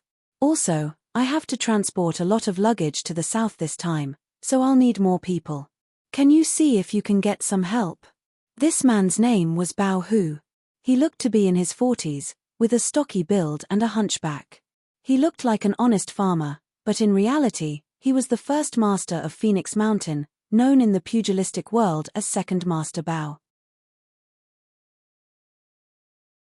Looking at Qin Yining's delicate face, which looked even more pitiful after crying, Bao Hu was mesmerized. If not for the fact that he had gathered more than 100 brothers from 2 nearby strongholds to work together on this business deal, he would have brought this beauty back to be his mistress long ago. With the idea that he would definitely be able to win the beauty's heart, Bao Hu was extremely patient. He smiled and nodded repeatedly. "Boss, don't worry. Just leave this matter to me. I guarantee that tomorrow's matter will be grand and lively. I will definitely not let anyone look down on us." Qin Yining nodded. "That's good. Don't worry, everyone will be rewarded." "Ayo, then I'll thank you on behalf of the brothers, boss." Qin Yining wiped his tears with a handkerchief, nodded casually, and turned to walk towards the moon gate. Bao Hu looked in the direction Qin Yining left in and slowly straightened his hunched back. His lips curled into a scornful and determined smile. He turned to order the people who were helping to cry. "Brothers, boss said to perform well. Make it more lively. Don't lose face. Everyone, start crying." Receiving the order, the front yard, which had already been filled with cries, shook even more. Qin Yining arranged for the remaining servant women in the Fu to pack up the luggage and boxes. He then ordered them in a low voice, "After we leave tomorrow, everyone can go their separate ways. When I return to Jing, I will contact everyone again. It has been hard on everyone in the family Qin these days." "It's not hard. The masters have treated us very well. No one can do anything about something like this happening. Yes, after Wang Fei returns, if you have any orders, just come find us." The servant women chattered and then bowed to Qin Yining in unison. Qin Yining returned the bow, gave each of them a reward, and had them leave. Early in the morning, when the sky was dark, the front of Qin Fu became lively. Even though those bandits had done all sorts of bad things, they had used this method to deceive for a long time. The ceremony was very grand, and even Master Yin-Yang had prepared it in advance. But Qin Yining was slightly anxious at this time. Because after waking up today, she could not find Mu Jinghu. The auspicious time had arrived, and she could not wait. The troops were about to depart. She could not stop the ceremony and wait for Mu Jinghu alone. But there were bandits all around her. If Mu Jinghu was not by her side, she did not know what to do. The incident had happened so suddenly that Qin Yining was caught unprepared. She had sent everyone away and did not even have anyone to discuss it with. "This is the pot that master will use when he goes there. Boss, you have to use as much strength as you can and break some. Otherwise, it will be difficult for master to carry it when he goes down." As Qin Huayuan only had one daughter, Qin Yining, and her son-in-law was not by her side, Qin Yining had to break the funeral pot. Qin Yining suppressed her anxiety and followed Master Yin-Yang's instructions with an ugly expression.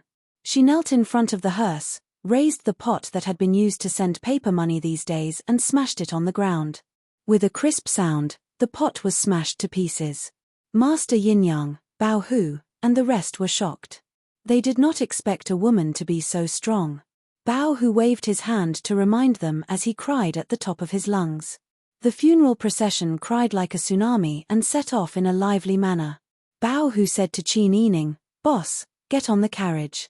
We're leaving now." Qin Yining used a handkerchief dipped in ginger juice to wipe the corners of her eyes. Streams of tears immediately fell. She nodded weakly and walked slowly towards the carriage. But from the corner of her eyes, she was looking around. Where was Mu Jinghu? Why wasn't Mu Jinghu here yet? No matter how much she dilly-dallied, she still had to get on the carriage. At this time, it was impossible to get off. Qin Yining's carriage was in the middle of the procession. There were carts in front and behind them that were transporting boxes. Bao Hu's men were hired and naturally surrounded the entire procession. A clever boy found that the servants of the Qin's mansion didn't follow them, so he reported back to Bao Hu, "Second Master, there is something strange in this family. The delicate madam didn't bring any servant girl or older female servant with her, and none of the older female servants in the mansion is here today. Bao Hu led his horse and walked at the back of the procession. He looked back at Qin Manor and said, "Don't worry about them. How much money can a group of servants have? Look at how many carriages there are in this procession. This damned Lord Qin used to be the Minister of Revenue. In Dian, he had been an official for many years.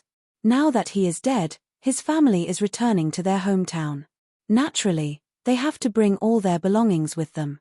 If we can bring these things back, this trip will not be in vain. But there might be treasures in that house. Damn it, are you stupid? Are you stupid? Can't you tell which is the watermelon and which is the sesame? Also, where is this? This is the capital. Are we going to rob them? Do you still want to eat prison food?" Bao Hu's eyes widened. If not for the fact that he was afraid of being seen through, he would have slapped him. Yes, yes, yes. Second master is right. I was thinking wrongly. Qin Yining looked out through the gap in the carriage window. Now, there were bandits all around. If Mu Jinghu was by his side, Qin Yining would not be nervous at all. However, Mu Jinghu suddenly disappeared.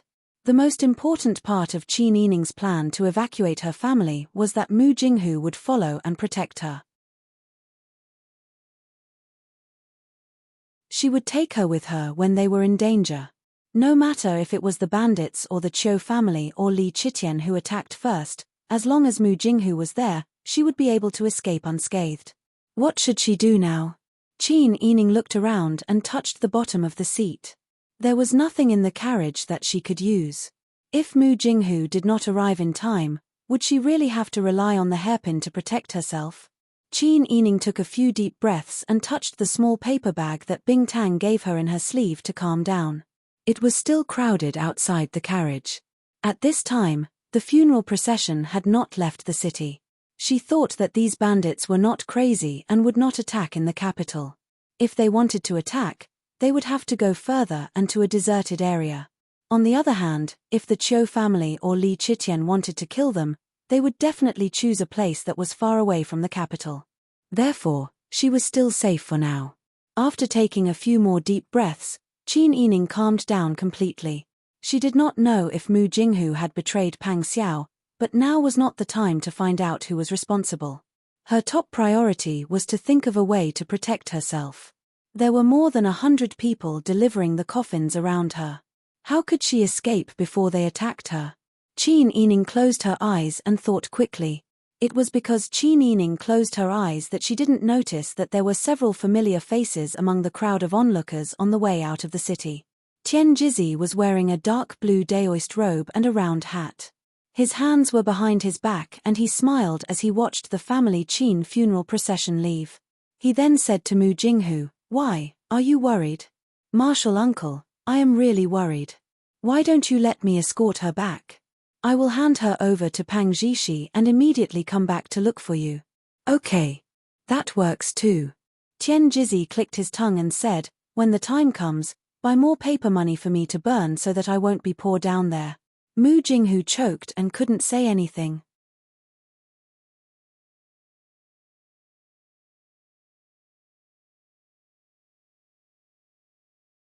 Chapter 821. Since Tian Jizhi said so, what could Mu Jinghu do? At that time, the Grandmaster had accepted him and taught him all his martial arts in order to let him protect Tian Jizhi's safety. If Tian Jizhi was not so independent, Mu Jinghu would have to call her master. But even if Tian Jizhi was only his martial uncle now, and he had been waiting for his master who would not appear until God knows when, Tian Jizhi's safety was still a responsibility that he could not shirk from, unless he betrayed his master. "Martial uncle, have you calculated the time of your tribulation?" Tian Jizhi glanced at Mu Jinghu. "I can calculate, but I'm not a god. Do you really expect me to be omniscient and omnipotent? If I could really calculate when I would be in trouble, would I still need you to protect me?" Mu Jinghu was tongue-tied by Tian Jizhi for a long time, and could not think of anything to say in response. But Qin Yining's situation was so critical. She trusted him so much, and sent all the people who could protect her away, because she was afraid that they would encounter danger on the way, and these innocent people would die. She even told him in private that if there really was danger, it was more important for him to take her and escape first. He could give up all of his belongings, and he shouldn't put himself in danger just to snatch back some worldly possessions. Pang Xiao trusted him, Qin Yining also trusted him, but he was called away by his martial uncle at the critical moment. If something happened to Qin Yining, how could he explain it to his friends? What's more, Qiu Feishan's family was in such a situation, and now she had made up her mind to cooperate with Pang Xiao. If he offended Pang Xiao here, wouldn't he not only not be of help, but also be a hindrance to Qiu Feishan? Mu Jinghu grabbed his hair in pain. Martial uncle, forget it, you don't have to be troubled. Actually, you can leave immediately, you don't have to care about my life or death. Tian Jizhi said with a smile, anyway, I've been in danger for a long time, but it's the most dangerous time in the past few days. I've never been afraid of death. If I'm killed, I can go to paradise early. You don't have to worry too much. If you want to protect the Qin clan, you can go now. Tian Jizhi's words were sarcastic. How could Mu Jinghu not understand? He hadn't forgotten Mu Jinghu's original intention of joining the sect. Forget it. If something really happened to Qin Yining this time, his only way was to atone for his crime with death. Mu Jinghu closed her eyes and said with a straight face, Uncle, when will this tribulation end? Ari, how would I know? Even if you want me to observe the stars at night, I'll have to wait until it's dark, right? The divine predictor pointed at the gradually rising sun, humming a little tune as he walked in front. Mu Jinghu could only purse his lips and follow. Only one street away from where Tian Jizhi and Mu Jinghu were, the crowd gradually dispersed. Yu Qiyang was dressed in a sapphire blue robe, his white hair tied up in a high ponytail. He looked like a downtrodden scholar. He stared blankly at the family Qin funeral procession and sighed after a long time. Ji Shixiang frowned. After several months of bumpy travel, the old man who had served 3 emperors had become even thinner, and his mental state was not very good. Looking at Yu Qiyang's frown, Ji Shixiang's heart was filled with frustration. Wang Yi, do you still have feelings for the family Qin? After all, Lord Qin was my teacher. Yu Qiyang sighed. Besides, the family Qin is in such dire straits because Lord Qin used to be a Dayan, so we can't trust him. Ji Shixiang frowned. Wang Yi, do you really think so? Yu Qiyang frowned and looked at Ji Shixiang. Old Master Ji, what do you think? Ji Shixiang had always known that Yu Qiyang wasn't a clear-cut person. He couldn't make up his mind on many things and had to wait for his decision. In the past, Ji Shixiang would have been proud of Yu Qiyang's dependence on him. But he had been relying on him for too long, especially this time in Nanyang. After Yu Qiyang killed Yu Shujie, he pushed all the blame to him in front of Pang Xiao. It wasn't the first time Ji Shixiang knew that Yu Qiyang didn't have a brain for politics. But it was fine if he didn't have a brain for politics, but he didn't take responsibility either. This made Ji Shixiang extremely unhappy with Yu Qiyang. When one person was unhappy with another, no matter what that other person did, they would be unhappy with him. Ji Shixiang lowered his eyes and hid his emotions. He patiently instructed, the family Qin is in such dire straits, not because Qin Meng used to be a Dayan. Otherwise, he wouldn't have been appointed as the Minister of Rights. The reason why he is being targeted is because the higher-ups are increasingly wary of Prince Zhongshun. Yu Qiyang stopped in his tracks. So you're saying that the Qin clan is in danger now? This person's brain suddenly became bright, but Ji Shixiang wasn't happy at all.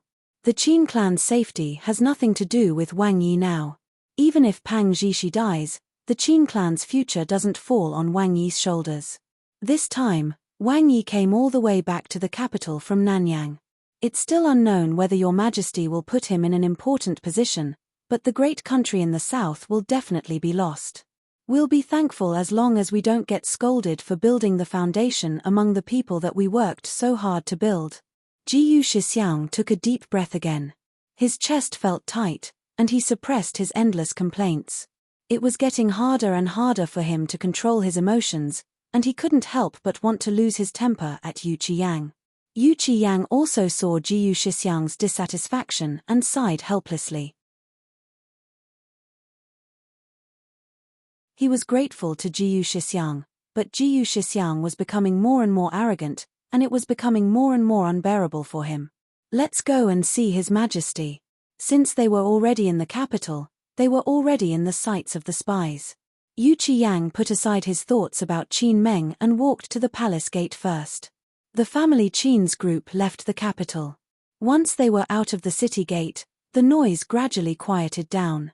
This group of bandits was in the business of making people proud. Since the onlookers were gone, they naturally couldn't be bothered to cry. Qin Meng sat upright in the carriage and closed his eyes to listen to the movements outside. When he heard the surroundings quiet down, Qin Meng began to calculate the current speed of the carriage and the distance away from the capital. Fortunately, she wasn't a housewife who only stayed at home. She had been out of the capital many times. Otherwise, she wouldn't even be able to estimate the time. She leaned back and rested her head on the wall of the carriage. Through the gap in the window, she could only see the trees moving backward. Once they were out of the city, there would be no buildings to refer to. She could only estimate the general direction of their journey from the sunlight and the canopy of the trees. Now that the group was stable, it seemed that they had just left the capital, and this group of people wouldn't immediately make a move. Qin Meng thought about it and closed his eyes again. The group moved forward. Bao rode on a yellow hussar and rode on the left side of Qin Meng's carriage. He stared at the tightly closed window without blinking. "Boss, why don't you open the window? It's June. Don't you feel stuffy? When the sun rises, I'm afraid something bad will happen to you in the carriage." You're tuning in to the Dreamy Chapters YouTube channel. We're so grateful for your support, and don't forget to subscribe to join us on this incredible journey through captivating stories. Your generosity through donations truly makes a world of difference, as it's the primary source of revenue that allows me to expand and enhance this channel for you. Thank you from the bottom of my heart for being a part of this adventure.